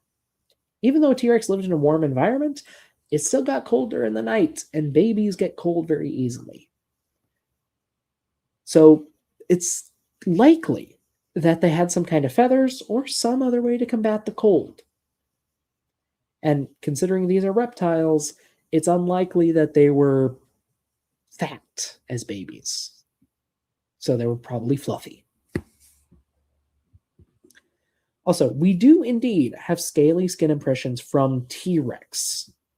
But, yeah, like Caden says here, they have mostly been found in regions that probably would have lacked feathers anyway. We have bits from different parts of the body, but we don't have a lot of them. We don't have a T-Rex mummy. Yet. We don't have one yet. But, yeah. Yet they still show it. Or they try to show the babies or the young T-Rexes. They're not quite lying if they show a baby with it, right? Because they haven't found a young dinosaur, a young T-Rex so I get you. Yeah, okay. So there's... Well, we have found what might be baby T-Rexes, but they are... We have found bits of what might be baby T-Rexes, but they're not preserved in a way where we would get any feathers. So that's unfortunate, but... This whole idea of weird storytelling to kind of like make a point, even though the science doesn't show it. So beyond the fact... No, the documentary shows a reasonable interpretation of the evidence we have. You just really hate that interpretation and have nothing supporting your opposition to it. I'm sorry. You don't. You just don't. Feathers or proto-feathers. There's a bunch of other assumptions that are built into the deep timeline that they kind of present throughout the series. I mean, that's kind of how it shows. It's like, well, this is this many millions of years ago. Oh, 13 million years in the future, here's this. 7 million years in the future, here's this. So what assumptions are built into that whole framing device? Well, the deep time paradigm is out there because you need deep time to give evolution a chance. So that had to come along first, and that came along. No. These things come along together. Geology in general is a very recent field when it comes to scientific fields. And evolutionary biology is even more recent. And there were hypotheses of how deep time must be before the theory of evolution was published. A lot of Darwin's writings were a lot of Darwin's ideas, especially regarding geology, because Darwin did have an education. Well, he had an interest in geology, we'll say that, and he made his own observations in the field. But a lot of his thinking on geology was influenced by Charles Lyell, who, for the record, was a creationist, as were many people at the time, and to his death was a God-fearing man. Apparently, he was very religious. In fact, Darwin's theory of evolution, when he first heard it, he really didn't like it. Though, from what I've heard, he came around as he got older. Or he came around more as he started to understand it better. Anyway, Lyell put forth an idea that the Earth was much more ancient than we thought at the time. He gave an estimate based on sedimentation rates, which is the rate at which sediment accumulates. And he extrapolated from observed sedimentation rates and applied it to the entire geologic column as he understood it. I believe he came out with an estimate of about 100 million years before the theory of evolution was a thing at all. But yeah, we were already throwing around ideas of an old Earth. We were. You're trying to put the cart before the horse, and it's not working very well. Hads did not know it was spelled like that. I'm guessing Utyrannus. He was here. They were hearing Ute as in Utah. I mean, you could say Utyrannus or Utyrannus, I guess. And Caden predicts we will find a T-Rex mummy by the end of 2026. You know what? I could use something good for this year. So I would love that. Oh, and I see Lyle was just playing the long game for the evolutionist. You know, maybe you're right. Maybe you're right. Before Darwin wrote his book, they started already saying millions of years. And then, of course, in the 20th century, they've... Who was saying that, Tim? Who was saying that, Tim? Again, I think it was Charles Lyell and some others were saying that, Tim. A few others were saying that. People who did not even know about the theory of evolution whatsoever, and who were opposed to it when they first learned about it, Tim. I'm sorry. With isotope studies and mass spectrometers that came along, they're able to come up with a method called radiometric dating that kind of shows millions of years. Right. But every one of those methods is based on several assumptions. And they have to assume that the same decay rates today are always been the same. They have to assume that the parent... And if those decay rates were different, then the crystals that hold the isotopes would have melted. And the Earth would have melted too. Like, I'm sorry, Tim. You know that radiometric dating is based on fundamental physics. And if you want to change the properties of physics, that's going to have some consequences. Earth would be sterilized if you want to speed up radiometric decay. Or if you want to stay up radioactive. If you want to speed up radioactive decay, you are going to sterilize the Earth. Sorry, Tim. You know this. Daughter ratios, they can determine the exact amount. And it's almost like taking an hourglass and turning it over. You don't know when it was turned over. Right. You can see the rate maybe that might be the same throughout time, but you don't know how much parent, how much daughter you had. There's always groundwater moving around, moving minerals in and out of the system. Things change. Unless you use zircons, Tim, you know this. Zircons are incredibly chemically and physically resilient, Tim. You know this, along with other methods which you can account for things, Tim. God, I really am starting to talk like a disappointed teacher. And yes, Caden, you're right. You don't have to be an atheist to believe in evolution. Most Christians believe in evolution. Most do. This is just a very large, well, a very loud subsection. Hads says they think Darwin came up with an estimate of over 40 million years based on the erosion of the I believe that's Walden anticline in southern England. I would have to double check that, but I would not be surprised. Obviously, Darwin is best known for his works in biology, but he did a lot of work in geology too. He loved his rocks. In fact, he helped demonstrate that we could see things like earthquakes in the fossil record. He helped demonstrate that because he experienced a very powerful earthquake in South America while he was visiting there. And he saw a section of the coastline literally lift up due to an earthquake. And he wrote it down and published on it. And that helped revolutionize our understanding of like fault zones, which is very important in modern geology. Very cool stuff. Fitz says, hey, that's me. Not sure what that's referring to. If that's the Christians that believe in evolution, then I am glad to hear it. And yes, Maya, thankfully most areas still teach science in school, though I know a few states are fighting for their right to have creationism taught instead. Sadly. Okay, and I was right. Glad to hear it, Fitz. Glad to hear it. We are against creationist preachers here specifically, not against Christians. Christians are welcome. And people of any faith are welcome, as long as you are a nice person. And so basically you're looking at like 4 equations, or you're looking at 4 unknowns, and you only have 2 equations. So if you're a mathematician, you realize, well, if I to solve 4 unknowns, you need 4 equations. Right. And so you only have 2, so you have to assume 2, and that's what they do. They assume a couple of big assumptions, and then the other 2, oh, look, it's science, shows this so many millions of years old. We proved it. And it comes out it's very precise, but it's not accurate. There's no way to verify these. There's no way to go back. Okay.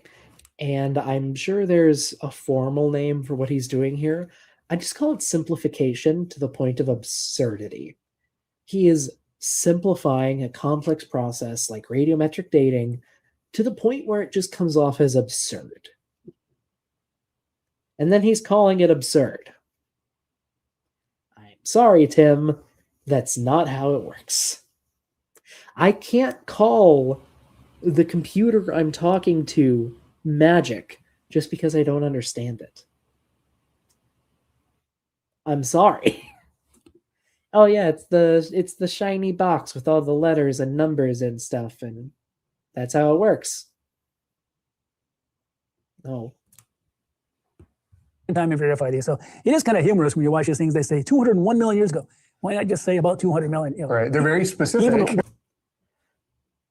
They're very specific because the events that they say are 201 million years old happen right when the Triassic ended. And we know when that happened very precisely because that is the period when massive lava flows were splitting Pangea in half. And you can date volcanic rock, Tim. Okay, sorry. And Hads is clarifying the Wealden anticline is an alpine folding of Cretaceous rocks. Oh, also known as the White Cliffs of Dover. Okay.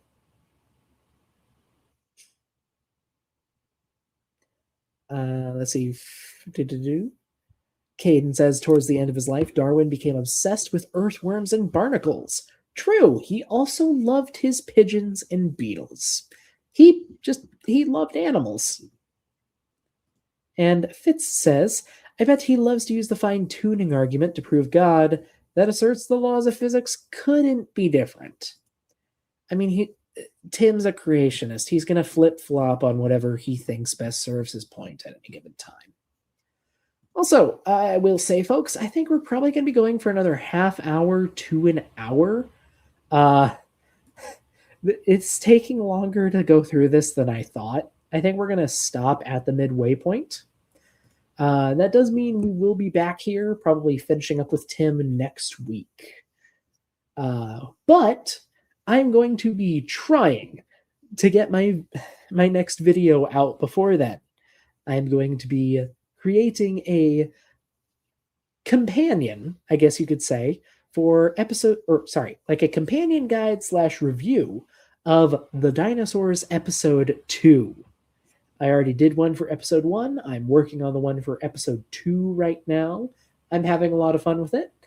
And if you would like to see it early, channel members or Patreon members will get early access to it. As well as maybe a blooper reel if I feel like putting one together, because I mess up with my recordings a lot. But yeah, if you would like to see that early, please consider becoming a channel member. It starts at $1, I believe. We also do have a super chat goal, but I am going to remove that because I do not have time tonight to go through this entire video. We'll hit the halfway point and then we'll call it good. But yeah, want to see documentary review early? Consider becoming a member. Now let's continue. When you want to be, it's kind of the point where it's almost absurd. Well, I think to be the that specific. Right, the specificity. I mean, it kind of gives this air of we know exactly, right? Even though there isn't. And the worst part is because we do know exactly. Those lava flows I just mentioned are massive. There's a ton of rock that we can radiometrically date, and we can use a ton of different dating methods on them. And they all come back to roughly the same age, plus or minus like 500,000 years, because it went on for a while. And it's about 199/200 million years old. Roughly. Young minds who are seeing this, and the movies are seeing. But, like for clarity, we're plus or minus like 1% or thereabouts. We can say with pretty good certainty when about this happened. Getting this idea that dinosaurs look like this, dinosaurs behave like this, right? And because that's young minds are just soaking it all in. Right. Unfortunately, the older people like myself may be a little more skeptical. Even if you're not a creationist, you still might be a little skeptical. And there are people that watch this kind of like, that seems silly. Yeah. All the mating dances they did, they kind of dwelled on mating dances in this thing, and all the different species. Kind of bizarre. And that's totally fabricated. Yeah. There's no evidence of any of that in the fossil record. We do have what might be mating dance traces from a theropod dinosaur, for one. For two, sometimes we can mythologize them, but dinosaurs were animals. They would have behaved like animals, and that includes eating, pooping, and silly stuff like mating dances and mating displays, too. Like, they're animals. They would have done stuff like that. Some of them probably would have been really extravagant, too. Sorry. Behavior is not found in the fossils. Well, I think that points to the whole. Behavior can be found in the fossils, especially trace fossils, or injuries from certain events happen all the time. Whole dinosaurs evolving into birds narrative, which they're trying to push. And so if you're trying to make it look like they did that, then, well, birds do mating dances. So let's go ahead and throw that in there, right? Yeah, I guess, yeah. Birds do mating dances. Lizards do mating dances. Snakes will do mating dances. Mammals will do mating dances. Fish do mating dances. It's just a thing that animals do to impress potential mates. And dinosaurs are animals. Caden is asking, what happened to my stream of fossil fighters this last week?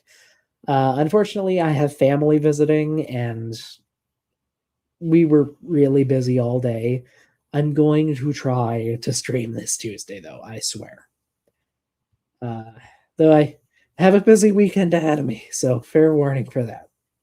That's probably a good point. Yeah. I think you're probably onto it. Yeah, I mean, it's all part of the fantasy. Yeah, it's just all part of the story. Device. It really is. I think the whole evolutionary story really is just an adult fairy tale. That's what Dwayne Gish used to say. He used to work for ICR.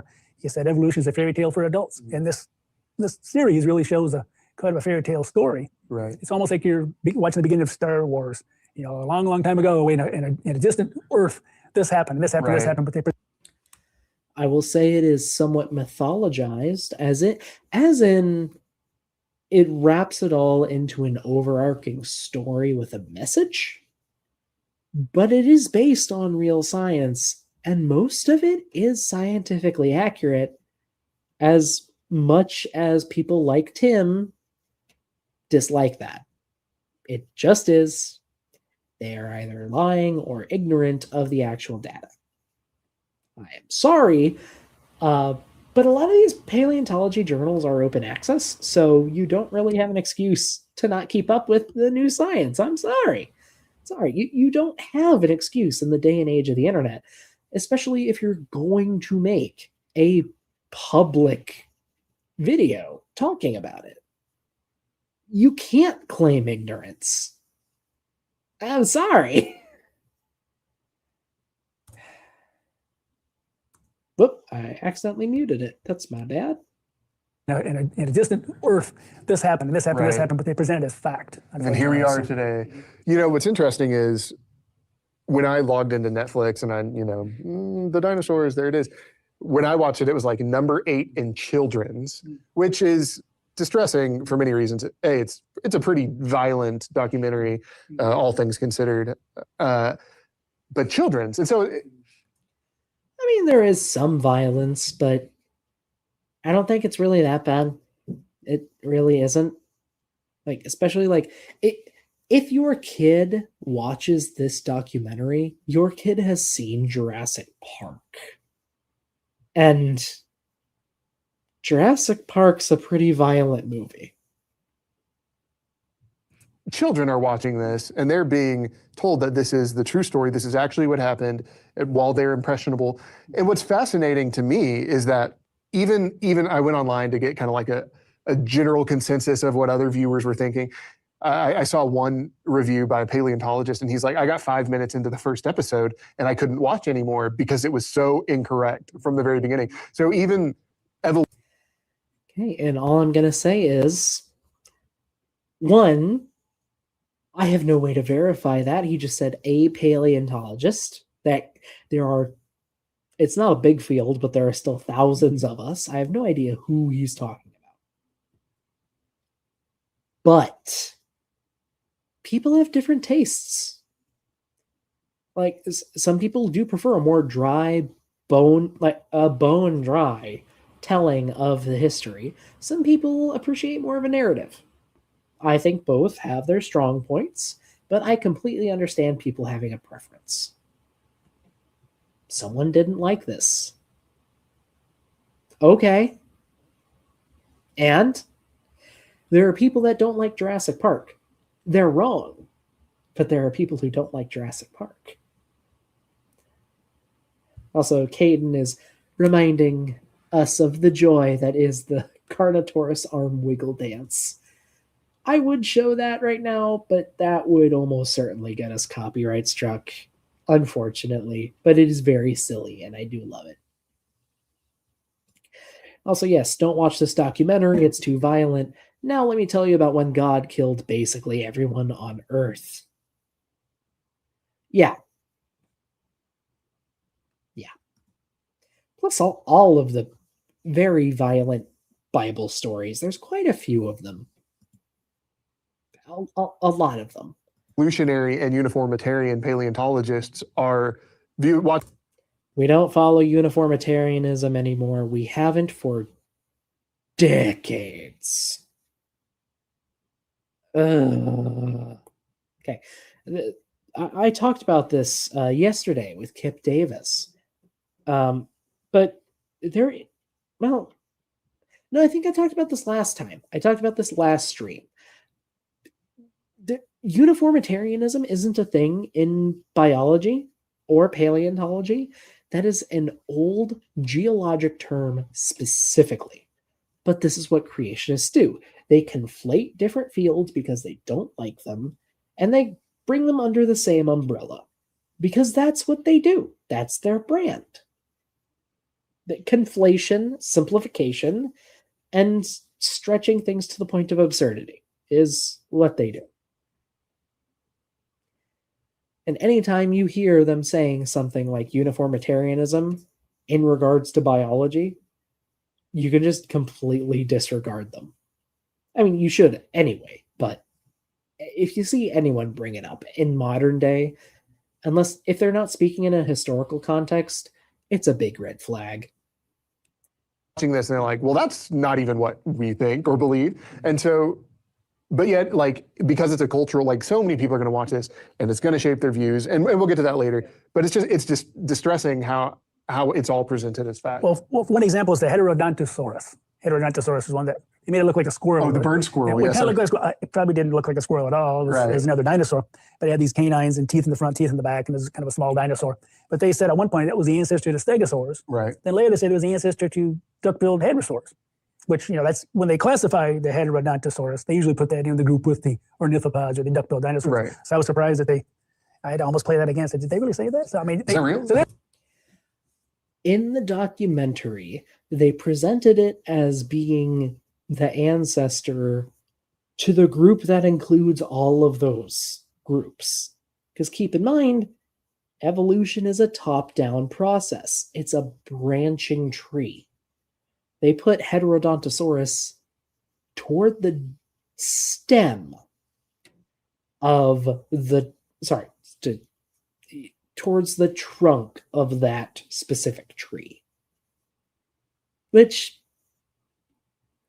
there's some argument over whether or not it is there. It's more like a small early branch, but it is closer to the trunk of the tree than those other branches, if that makes any sense. The base of the trunk. It's part of an early outgroup. There are mistakes in there, so I agree with the the conventional paleontologists. They took some liberty in terms of to tell a story, to make the story kind of run along. But it's interesting how they leave the Earth as the driver behind it all. There's changes in the Earth, causing all these extinctions throughout this time, and this time, and this time, and it's caused new things to show up, as if the Earth can actually make life on its own and change life. They said at one point the planet continues to evolve, and I was like, the planet's evolving? I thought evolution was just biological life, or is that just... In the broader sense of the term, evolution, when specifically evolution, is just saying that something is changing.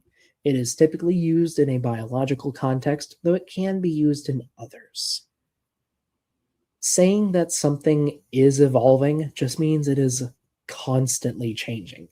And yes, as it changes, as planet Earth changes, it changes environments, and animals have to adapt or die, which drives biological evolution. See what I'm talking about when it comes to conflation of terms? It's a turn of phrase. Yeah, this is taking natural selection way too far. Right. Now the Earth is the selector. Right. The Earth is deciding. Earth has always been the selector throughout its different environments. The different environments on Earth are constantly selecting. Animals have to be good in their specific environments or die. It's just what happens. There's a reason why you can't grow palm trees in Alaska. There's a pretty good reason why. I'm going to spew out a lot of CO2 and change everything and kill off animals. I'm going to spew out a lot of methane. Right. There's at least 4 different reasons in this 4-part series of why things went extinct at certain levels. Right. And they really didn't go extinct. There's just, as a creation geologist, that's just the order they were buried in the flood. Right. That's why there's no ancestors. There weren't any. Right. They just show up fully formed. All dead. And then they get wiped out at that level of the flood. And then animals keep getting wiped out, along with the plants, everything along Right. with them. The whole ecosystems were destroyed as the water went higher and higher. So you have early dinosaurs all over the world are about the same. Then the next level. It's just different ecological zones. Yeah. And we've already gone over all of this already. It's just, that's not how any of this works, Tim. You're just simplifying to the point of absurdity to make your point. That's not how that works. Ecological zonation does not work. It's not, it doesn't rescue you from the absurdity of the flood. Fitz is saying take a drink for fully formed. I used to do drinking games for the first season of Creation Science Theater. I have water. I try not to drink too much alcohol these days. I will admit, sometimes creationists make me want to do so. And yes, Caden, Heterodontosaurus is at least an ornithischian. That's true. Like I said, if we consider Ornithischia, which is the group that Heterodontosaurus, duckbills, Stegosaurus, and Triceratops belong to, if we consider that as a tree, Heterodontosaurus is like on a small branch near the base of the tree, while most of the others are up in the higher branches. Though there is some debate about that. It depends on who you talk to. That's what you're looking at. So I was thinking, and maybe this is just me, but as I was watching the part about the Carnian pluvial event, they even said that it rained for more than 1 million years. yeah, some people say up to 2 million years of rain, just rain. How do you know that? Right. How do you know that? And part of the reason for that is they see on their sea level curve, which I disagree with because I've done my own version of a sea level curve through the flood, Right. which goes through all the different rock layers, the Cambrian, Ordovician, Silurian, all those, in through the time of the dinosaurs in their worldview.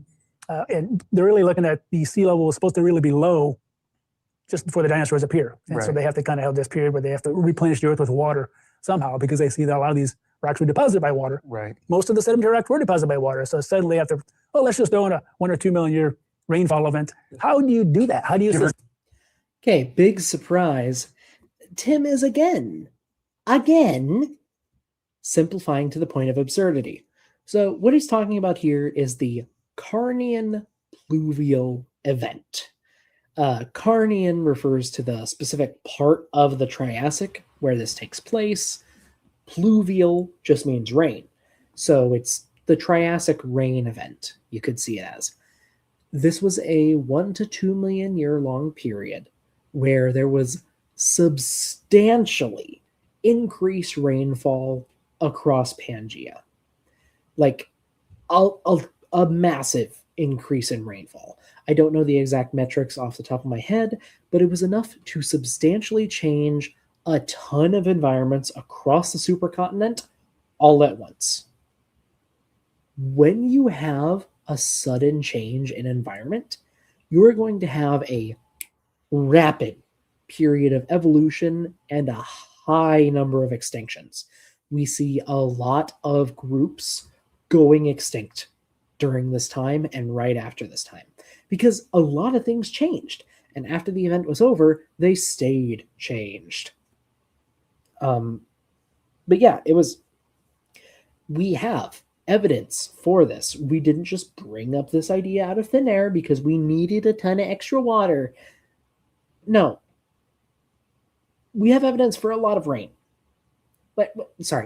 We have evidence for a lot more rain across the world during a very specific period of time, which drove a lot of change all at once, and a lot of things could not keep up.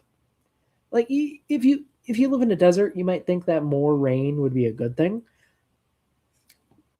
Water availability is one of the most important contributing factors to local climate. Like if you increase the amount of rain you get per year by a couple inches, it drastically changes the flora that you will find in that area, which drastically changes the animals you will find in that area. You can see this in areas in the American West where it is getting drier and a lot of plants are dying and the animals are dying with them or they're forced to migrate. The same thing is happening in the opposite direction in a bunch of other areas that are starting to see a lot more rain due to anthropogenic climate change. It's bad. And yes, Caden, I'm trying to emphasize it wasn't a single event. It was a large window where there was a lot more precipitation for an extended period of time. It wasn't a million years of constant rain. It was like going from 30 rainy days a year to 50 rainy days a year. Or rainy days a year, like a substantial increase. And as everyone who gardens knows, you absolutely can overwater plants. Take another. And even others that watch the show that are aren't creationists, Right. they just say that's just silly. Yeah. Do they hear what they're saying in the story? But they present it in the story as if it really happened, Right. and it's in the geological literature like it really happened. Right. It's there because we have evidence of it happening. Geologists are massive nerds. We don't have a single overlapping agenda other than a love for rocks and a desire to learn more about them. We don't have a mythology that we're sticking to. Our understanding of the past is based on hundreds of years of an evolving understanding of the natural world. That's it. There are geologists in every country on Earth. Every single country on Earth. We disagree about a lot of things, but we agree on the rough timeline of the Earth because we share evidence. It's just astonishing to me that they just everything is so stated as fact. And again, when I was looking at kind of the reception to it, people were like, "There's no evidence given for any of this." It's interesting because you watch a typical nature documentary. Sure, there's inferences and people will talk about natural selection and evolution, but 90% of what you're watching are actual things happening on screen. Mm-hmm. Every little bit of this was just CGI. I mean, it was all animated. There's nothing to go off of, and I understand. Okay.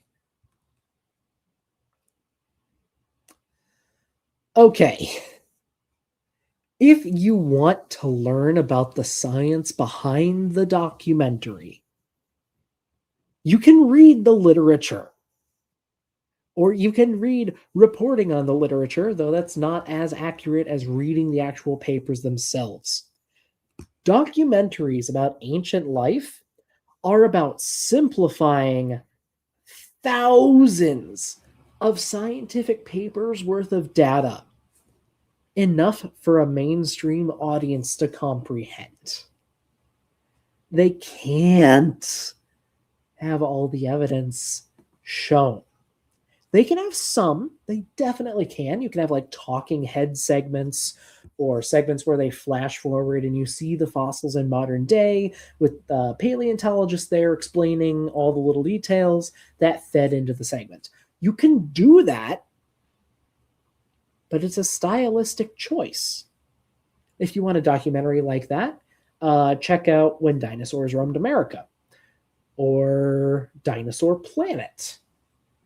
Or, to a degree, a prehistoric planet. Season 2, especially, Season 2 and 3 had fully dedicated science segments at the end of each episode. But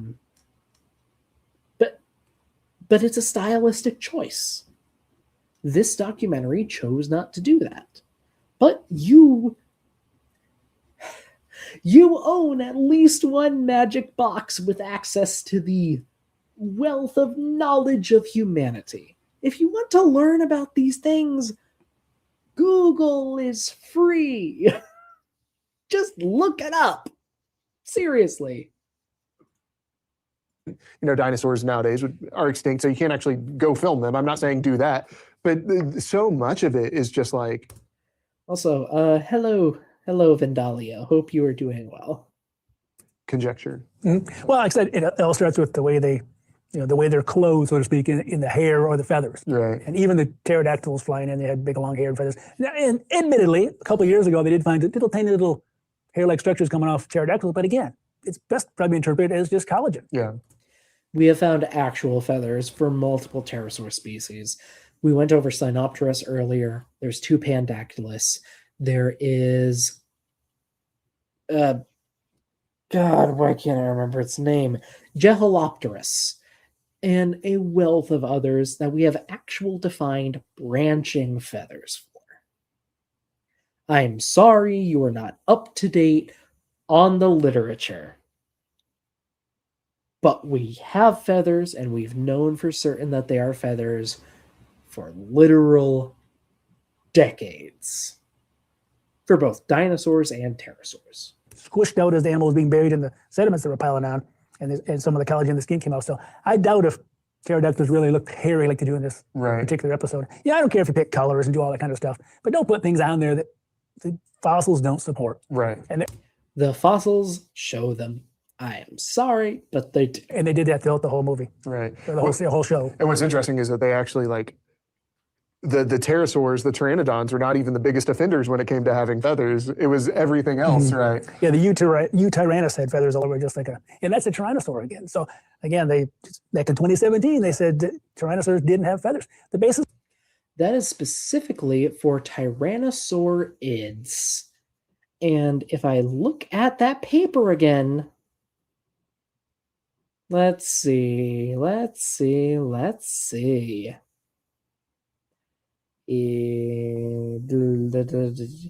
Yeah, this paper. This is the paper he's talking about from 2017 about Tyrannosauroid integument. So integument being skin, feathers, hair, stuff like that.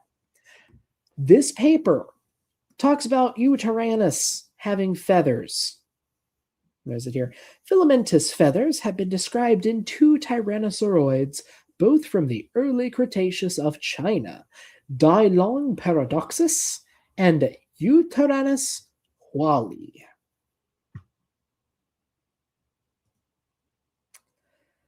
Which at around 9 meters in length approach the size of some late Cretaceous tyrannosaurids. Extensive plumage on Eutyrannus led those authors to reason that large body size did not lead, inevitably, to a reduction of feathers, and that their presence was a necessary adaptation to the cold paleoclimate in western Liaoning. So his citation talks about Eutyrannus having feathers. That's how you know he hasn't read his own gosh darn citation. F-, Tim. That is based on some of that what looks like probably collagen in the tail. So the Eutyrannus found over in Asia actually had a little.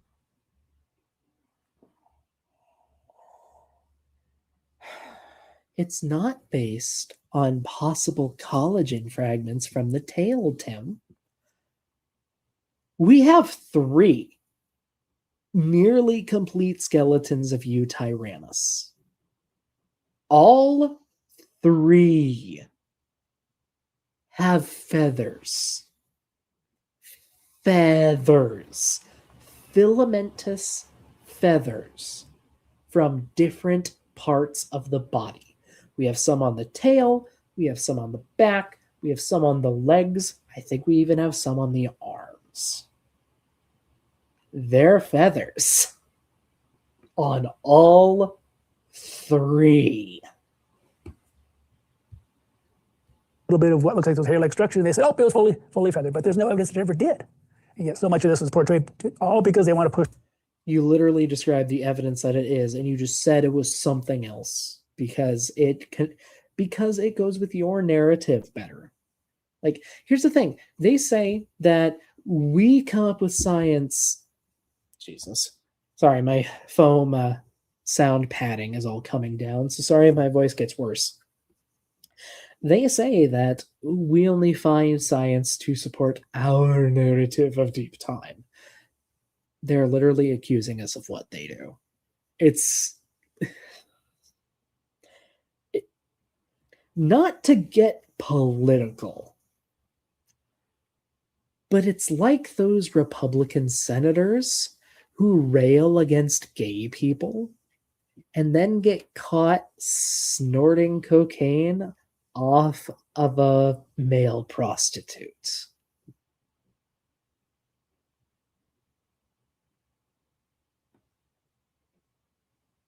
Dinosaurs turn into birds. Right. And they make them really smart too. Yes. In Jurassic Park and Jurassic World, those movies, they make them out to be smart. They're steaming up windows because they're assuming they're warm-blooded. Again, to make them like birds. But I think in the reality that the rocks and the fossils themselves show that they were most likely cold-blooded based on like the lack of turbinate bones and things like that in the nasal passages. The most likely, I think, the best explanation is, why making something they're not. Right. And so I think based on the lack of turbinates in the nose, they were probably cold-blooded.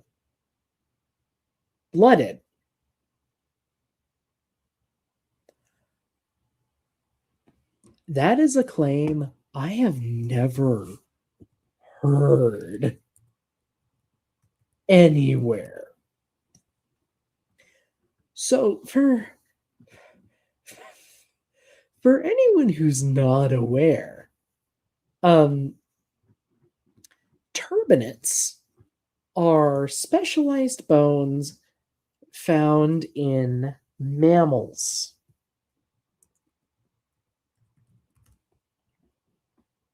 They're special bones found in mammals. They look like these little scrolls of bone in the nostrils. Let me try to find a good picture here. So, So this is a picture of a dog, the dog's skull from the front. Those wavy scroll-like bones in there, those are called turbinates. That is a thing in mammals. It's often tied to mammals having a good sense of smell, though it is also partly to warm air before it enters the body, and in special cases, hold on to moisture before it exits the nose. It's a multifunctional little region of the nostrils there. As far as I'm aware, that is a mammal-only feature.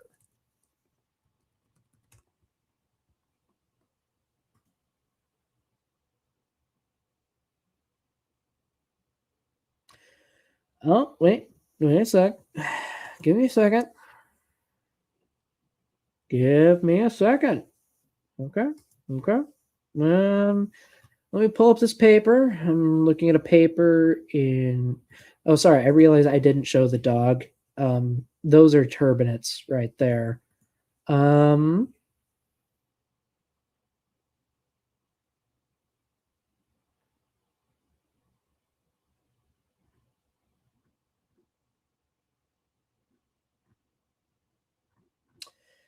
Sorry. Yeah, as far as I'm aware, turbinates are mostly just a mammal thing.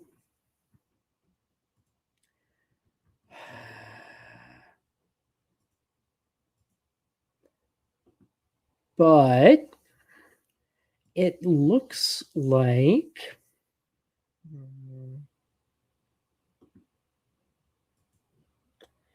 Okay, let me find...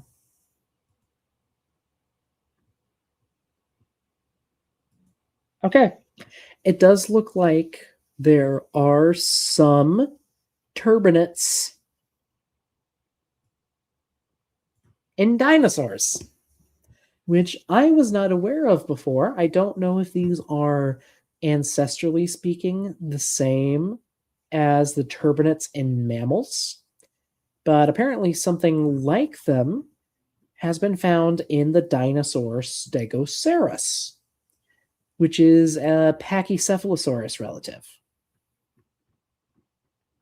Which this article is 12 years old, so I'm not sure how well it holds up.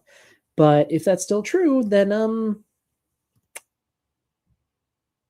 dinosaurs had turbinates, Tim. What does that say about them being warm-blooded, according to you? But I think in the reality that the rocks in the fossils themselves show that they were most likely cold-blooded based on like the lack of turbinate bones and things like that in the nasal passages. They most likely, I think, the best explanation is, why make them something they're not?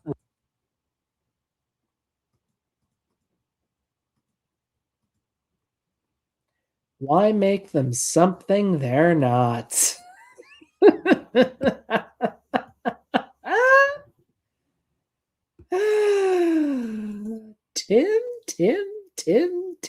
Tim.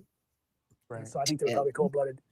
Well, you make them something they're not so that you can fulfill this sort of fantasy that you built. Because of their...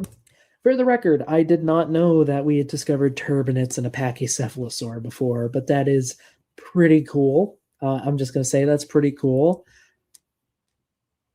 I think that's still a point against Tim, though. Because they say they're warm-blooded, without really saying it, they say, T-Rex, they'd eat 20 steaks a day. Right. Even these plateosaurs, they'd eat 25 kilograms, which is about 50, 60 pounds of food a day. If you're cold-blooded, you would eat half as much. Right. You not even half, probably more like about a quarter, if that. And so, there's, they just assume certain things, and that causes more problems, I think, in terms of how. So, how much is 50 pounds of food to an animal that's the size of a small Indian elephant? If anything, 50 pounds of food is probably an underestimate for what an animal like Plateosaurus would need in a day. Like, it's almost certainly an underestimate for Plateosaurus. 20 steaks for a T-Rex? If a T-Rex could survive on less than 20 pounds of meat a day, it'd be a baby. An adult T-Rex would probably need tens of thousands of calories worth of meat every day. Like, tens of thousands. I don't know. There's probably been some actual work on the actual caloric needs of a T-Rex, but I'm betting it's at least 10 or 20,000, especially in their teenage years, given that T-Rex probably grew pretty fast.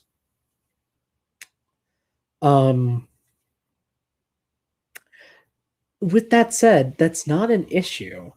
Like, that is a high caloric need. They would have had to eat a lot of food. However, that's not an issue. Elephants eat somewhere between like 50 to 400 pounds of plant matter in a day, depending on how big they are and how old they are. An animal like Plateosaurus, there's no reason why it shouldn't be able to do the same, especially if it's like a lot of modern herbivores and spends most of its time eating and sleeping. Like, that's not an issue. Yes, predators would have to eat a lot of meat, but keep in mind, they would be hunting animals that are like a T-Rex would probably be hunting a lot of animals that are in excess of 1 ton. And given T-Rex's adaptations for bone-crushing bites, it could make use of the majority of the carcass in probably 1 or 2 sittings. So an adult T-Rex, if it makes a kill, say, once a week or so, if that kill weighs like 1,000 pounds, that's still plenty of meat for that T-Rex.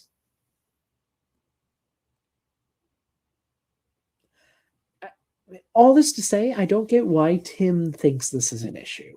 It's just not a problem that animals need to eat a lot of food. They're active animals. So what? Not only does their anatomy support it, their isotope ratios in their bodies support it, their physiology from a cellular level supports it. It's not an issue. Did they feed these animals? Right. Did they have to eat all day long to survive? Well, according to the documentary, a major problem was dinosaurs just starving to death left and right. And they were dramatically portrayed just stumbling through whatever and being like, and then collapsing. Because the trees got too tall. The trees got too tall. There was a line. There were no baby trees, there were no Right. young trees, no saplings, and anything like that. There should have been lots of smaller trees coming up. I mean, it is just like, it was suffering left and right as dinosaurs die from various extinction events and Okay, so what they're talking about there is the Hyperadapodon, which is one, not a dinosaur. It's one of the older reptiles that the dinosaurs were replacing in episode 1. I know because I had to rewatch that scene like a dozen times. I will admit, yeah, it was dramatized for dramatic effect. But they were showing that the animals were suffering due to a sudden change in their environment. A lot of them would starve and die off. I'm sorry, but they would. Animals don't tend to do well when you suddenly change their environment. The exceptions are the ones that survive. and Well, it was always different. Like I mentioned earlier, it was always like it's methane this time, Right. that's CO2 this time, that's volcanoes this time, Right. and that's an asteroid this time. Yeah, it's inconsistencies, but each time the Earth caused dinosaurs to evolve into something else. It's not inconsistent, Tim. You're just not properly relaying the fact that there were multiple extinction events throughout the age of dinosaurs. Dinosaurs ruled the Earth. Sorry, were at least alive on Earth for something like 160, 180 million years. That is at least 3 times the length of the age of mammals, which itself has had multiple extinction events, like large extinction events. So, yeah, no kidding. They went through a lot. They went through multiple massive volcanic eruptions, massive changes in sea level rise, massive changes in rainfall and local climate all over the world. They went through a lot. It's not inconsistent. It's not. You're just being dishonest, Tim, and I'm disappointed in you. Oh, and Caden, yeah, you're right. There was a new study that came out that suggests T-Rex might have grown a bit slower and might have lived up to 40 years. That's true. I've heard that it might suggest that T-Rex could live further than 40 years, but at least 40 years, based on some of our older specimens. But even if T-Rex was growing a bit slower, like adults would still weigh in excess of 10 tons. Like in excess of 8 tons, some up to 10 or more tons. You're going to be growing pretty quick. Like, even if you want to spread that over 20, 25 years, that's a lot of growing you got to do per year. That's a lot of calories. or something from beyond, or the plants caused them because they got too tall, and wiped and killed all the dinosaurs off. They again, dramatized for effect, but those weren't dinosaurs either. forget that they found grasses in dinosaur dung, showing that there was grass. Yet throughout this whole video series, they didn't show really any grass. Right. They act like it didn't exist. There were some shrubs, and then I'm pretty sure there was grass shown in the late Cretaceous segments, which is when we have evidence of grass existing. also tall trees. Like those were They couldn't reach. Yeah. Except for some, because they did reach, and then they became sauropods, right? But then everyone else just died. That's A slow agonizing death over multiple generations. They all died. Okay, I digress. So let's talk a little bit about worldview. So when the series fills in like all of these details about how animals lived, died, interacted, it's not describing the evidence that we have. It's interpreting it through a particular lens. And we've already talked a little bit about, there's no evidence for that. So how does the worldview? It is interpreting the substantial evidence we have for an ancient Earth through the lens of these animals being animals and doing animal things. Most of the behaviors in this documentary were taken from modern animals or based on direct fossil evidence. Sorry. Of these particular scientists, or I made sure to look up like, hey, this wasn't just a nothing event. I mean, this was made by Spielberg's company, and they had scientists who were experts on, making sure everything was at least semi-accurate. So how does worldview influence the way that these scientists fill in the gaps where the evidence isn't there? Well, they get to tell the story. They write the script. They can gloss over things like where did they come from, where did these come from. They emphasize more like how these dinosaurs went extinct each time, or how the Earth caused them to go extinct. Right. So they kind of emphasize more the extinction versus where they came from, because there's really no, even the very first dinosaurs, there's still no consensus on what their ancestor supposedly was. And then but that goes throughout the whole fossil record. Everything just shows up suddenly, starting with the Cambrian explosion for the most part, where almost every major form of animal life suddenly shows up. Right. And then nothing. Okay, we're talking specifically about the Mesozoic here. Don't have to go back to the Cambrian. Our earliest dinosaur forms go back to the Middle Triassic, I believe, as of now. They might go back a little bit further, depending on what exactly you classify as a dinosaur. With that said, the earliest representatives we have of every dinosaur group are small and bipedal. Most of them are omnivores. Many of them were all of them are lightly built omnivores or carnivores. That includes the ones that would later become plant-eating dinosaurs like sauropods. We have some that are pushing 240 million years old, which is getting into the early Triassic, but I believe those members are mostly fragmentary. Most of our good early dinosaurs come from the Middle Triassic, about 235 million years ago. I will say a lot of them are known from the southern continents, such as South Africa and especially South America, but there are some things from North America too. Some things. They're not as common, but there do seem to be a few groups from North America as well. They are all recognizable as dinosaur forms at the very least. There is some debate on a specific group called the Silosaurids, which could be the earliest ornithischians, might not be. People are still arguing about it, but I think the consensus is slowly shifting towards them being early ornithischians. In which case, we have a fairly solid record of those things. We have fairly solid records of those things from the southern continents, especially.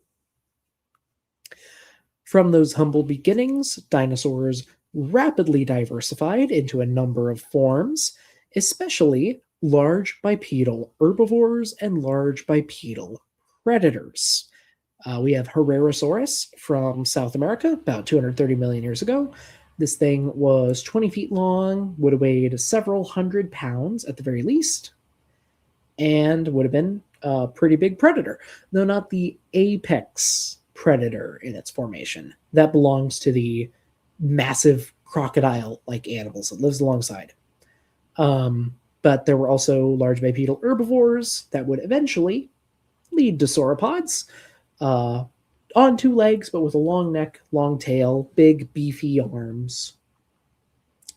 Plateosaurus is probably the most famous one, known from Europe. Actually features in the documentary. There are others like Massospondylus, which was also seen in the documentary. Living alongside Volcanodon, one of the first true sauropods, like animals belonging to the actual group of sauropods. From there, as we do see in the documentary, sauropods continued to diversify throughout the Jurassic, growing very big, very, very quickly, especially after the Triassic-Jurassic mass extinction. There were suddenly a ton of open niches and things diversified rapidly. And with their high metabolisms and generalist body plans, dinosaurs took over almost immediately. Meat eaters exploded in size. Plant eaters exploded in size. Dinosaurs just dominated the land, with a few crocodilians and a few amphibians scattered throughout. But most of the other reptiles, for some reason, or for most of the other reptiles, for a variety of reasons, died out. And that's the story of the early dinosaurs. They continued to diversify, they continued to evolve throughout the Jurassic and Cretaceous. The first birds probably evolved in the early Jurassic, maybe late Triassic, though we haven't found them yet. We found some footprints of some things that might be bird-like, but it's hard to tell those apart from like early dinosaurs. Sorry, it's hard to tell those apart from other small dinosaurs at a certain size. And yeah, and small bird-like things lived throughout the Jurassic into the Cretaceous.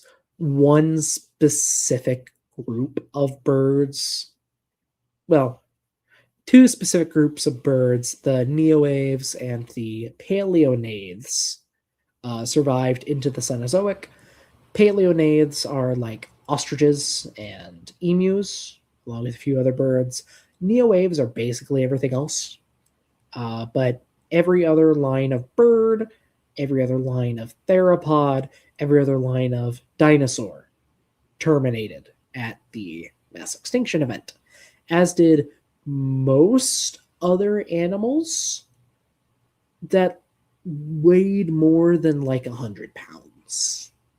Crocodilians being the notable exception, but they also have they were our modern group of crocodilians, for one, which have extremely slow metabolisms and are very resilient to different conditions.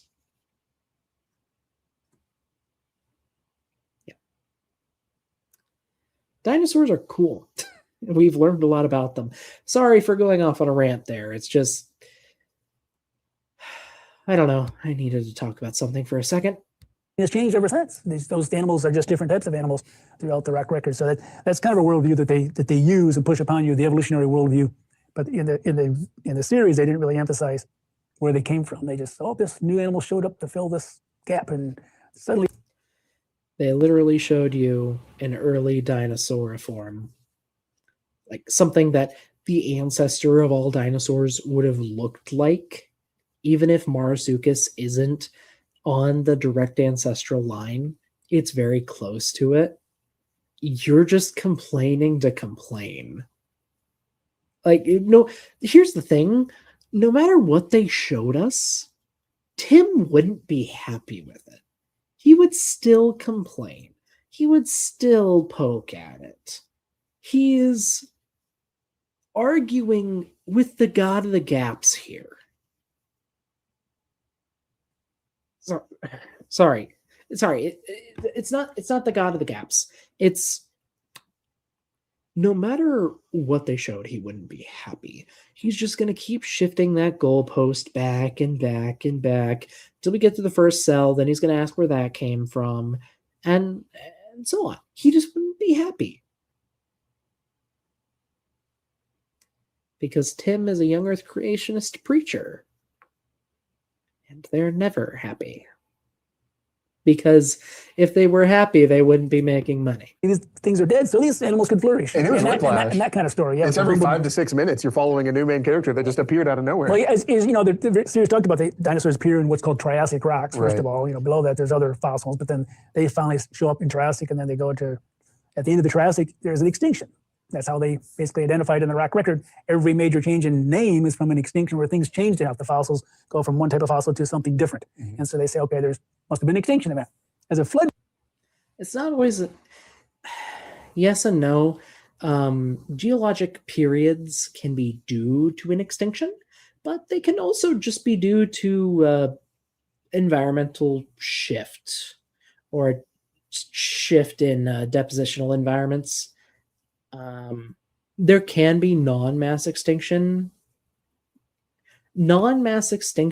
transitional events. For example, in the transition from the Jurassic to the Cretaceous, there is a sudden faunal shift. So there is a change in what dinosaurs we see, but we also just kind of have a gap in time there where we really don't have a lot of good early Cretaceous deposits. We have very few. It's like a blind spot for us.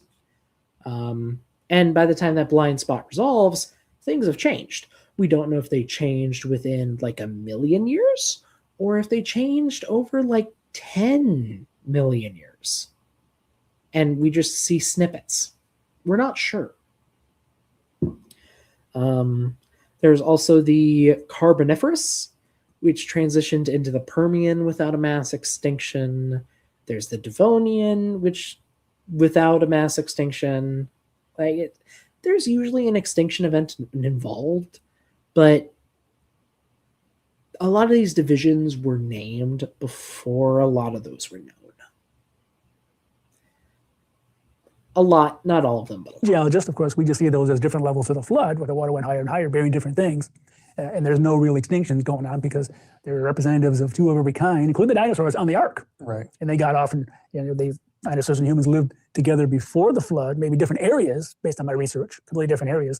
But after the flood, they were in the same areas. Well, we can get to that a little bit later. Sure. What we think, but a lot of this worldview is really what they're trying to push. They're trying to push that somehow dinosaurs evolved, kept changing, kept evolving, and eventually they were wiped out not by themselves, these great glorious creatures that they were wiped out by the Earth each time. The Earth keep doing different things. And so as they kept evolving, they keep getting wiped out, they wiped out. Ultimately, they all got wiped out, right, of course, by this so-called asteroid. Yeah, it was interesting to me. So it says that an asteroid killed the dinosaur, but then it said that later that the asteroid caused colder temperatures, which caused the dinosaurs to die, which I found interesting because this whole time they were claiming that they were warmer blooded. So if you're warmer blooded, the cold temperatures won't be as much of an issue for you.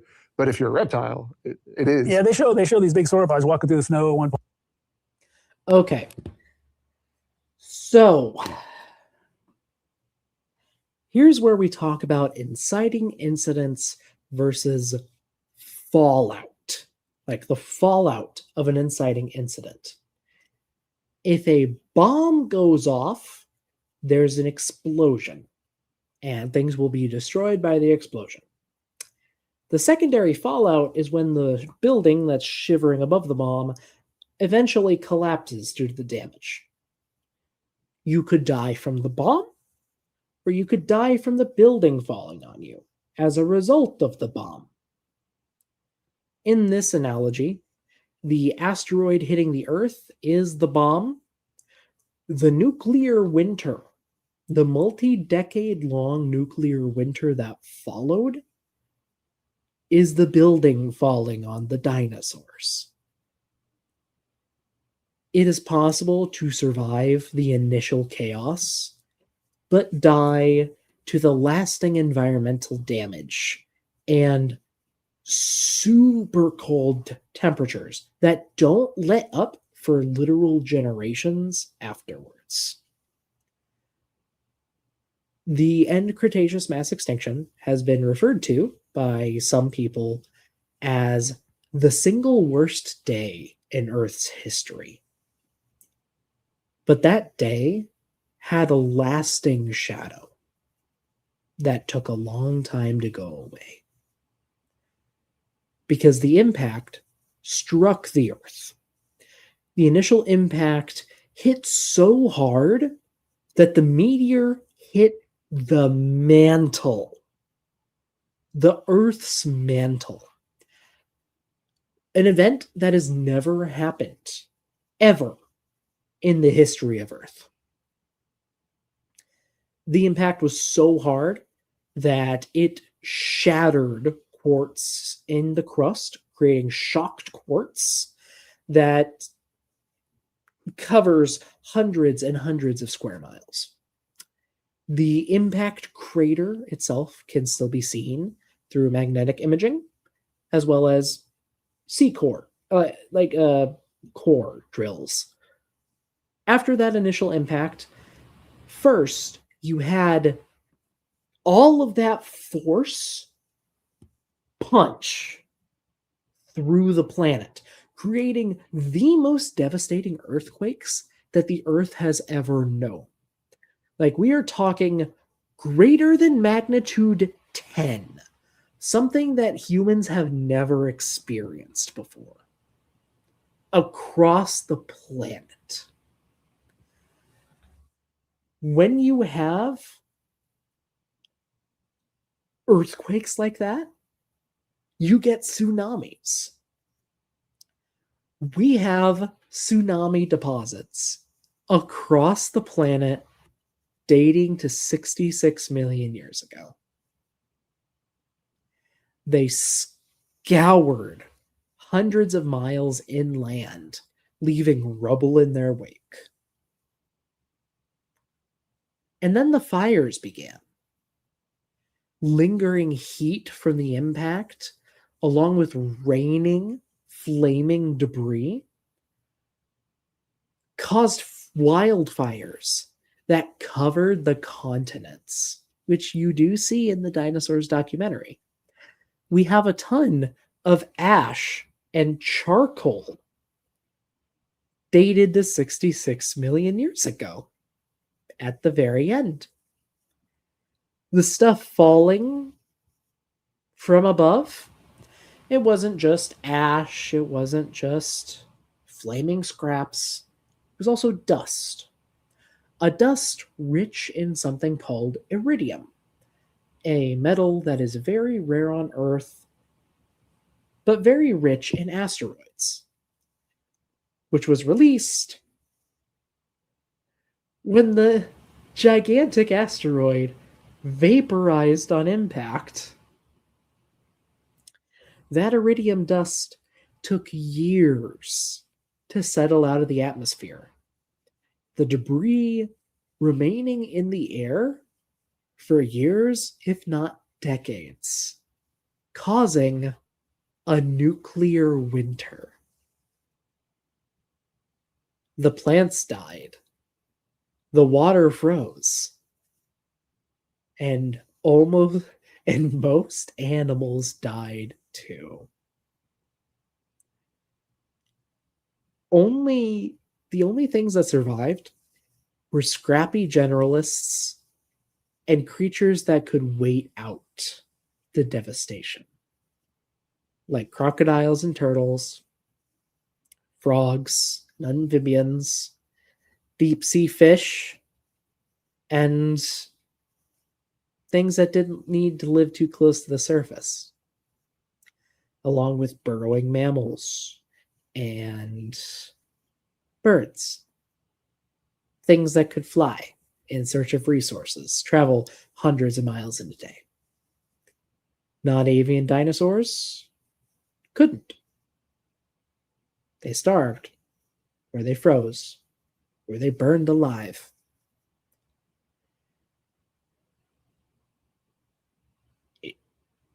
It was horrible. And Tim and other creationists just don't want to believe it's possible. But sometimes you don't get to deny reality. And with that, I understand that was kind of a somber note, but I think I'm going to call it quits. I like talking about dinosaurs and geology and stuff, but stuff like that does kind of make me a bit sad. So to everyone who's been watching, thank you. We had some new people tonight, and I really appreciate that. Hope y'all are doing well tonight, or today if you live on the other side of the globe. I am going to go have dinner with my family, and then I'm going to work on a presentation I'm giving tomorrow with Dapper Dino over on his channel. So if you want to see that, please go subscribe to him, and I'll see you tomorrow morning. Then I'm going to work on that video. I'm in a writing mood now, I guess, but that's just how things go. Thank you to everyone who joined. If you want to see that documentary review early, consider becoming a channel member. Otherwise, I'll see y'all soon, all right? Take care. Goodbye.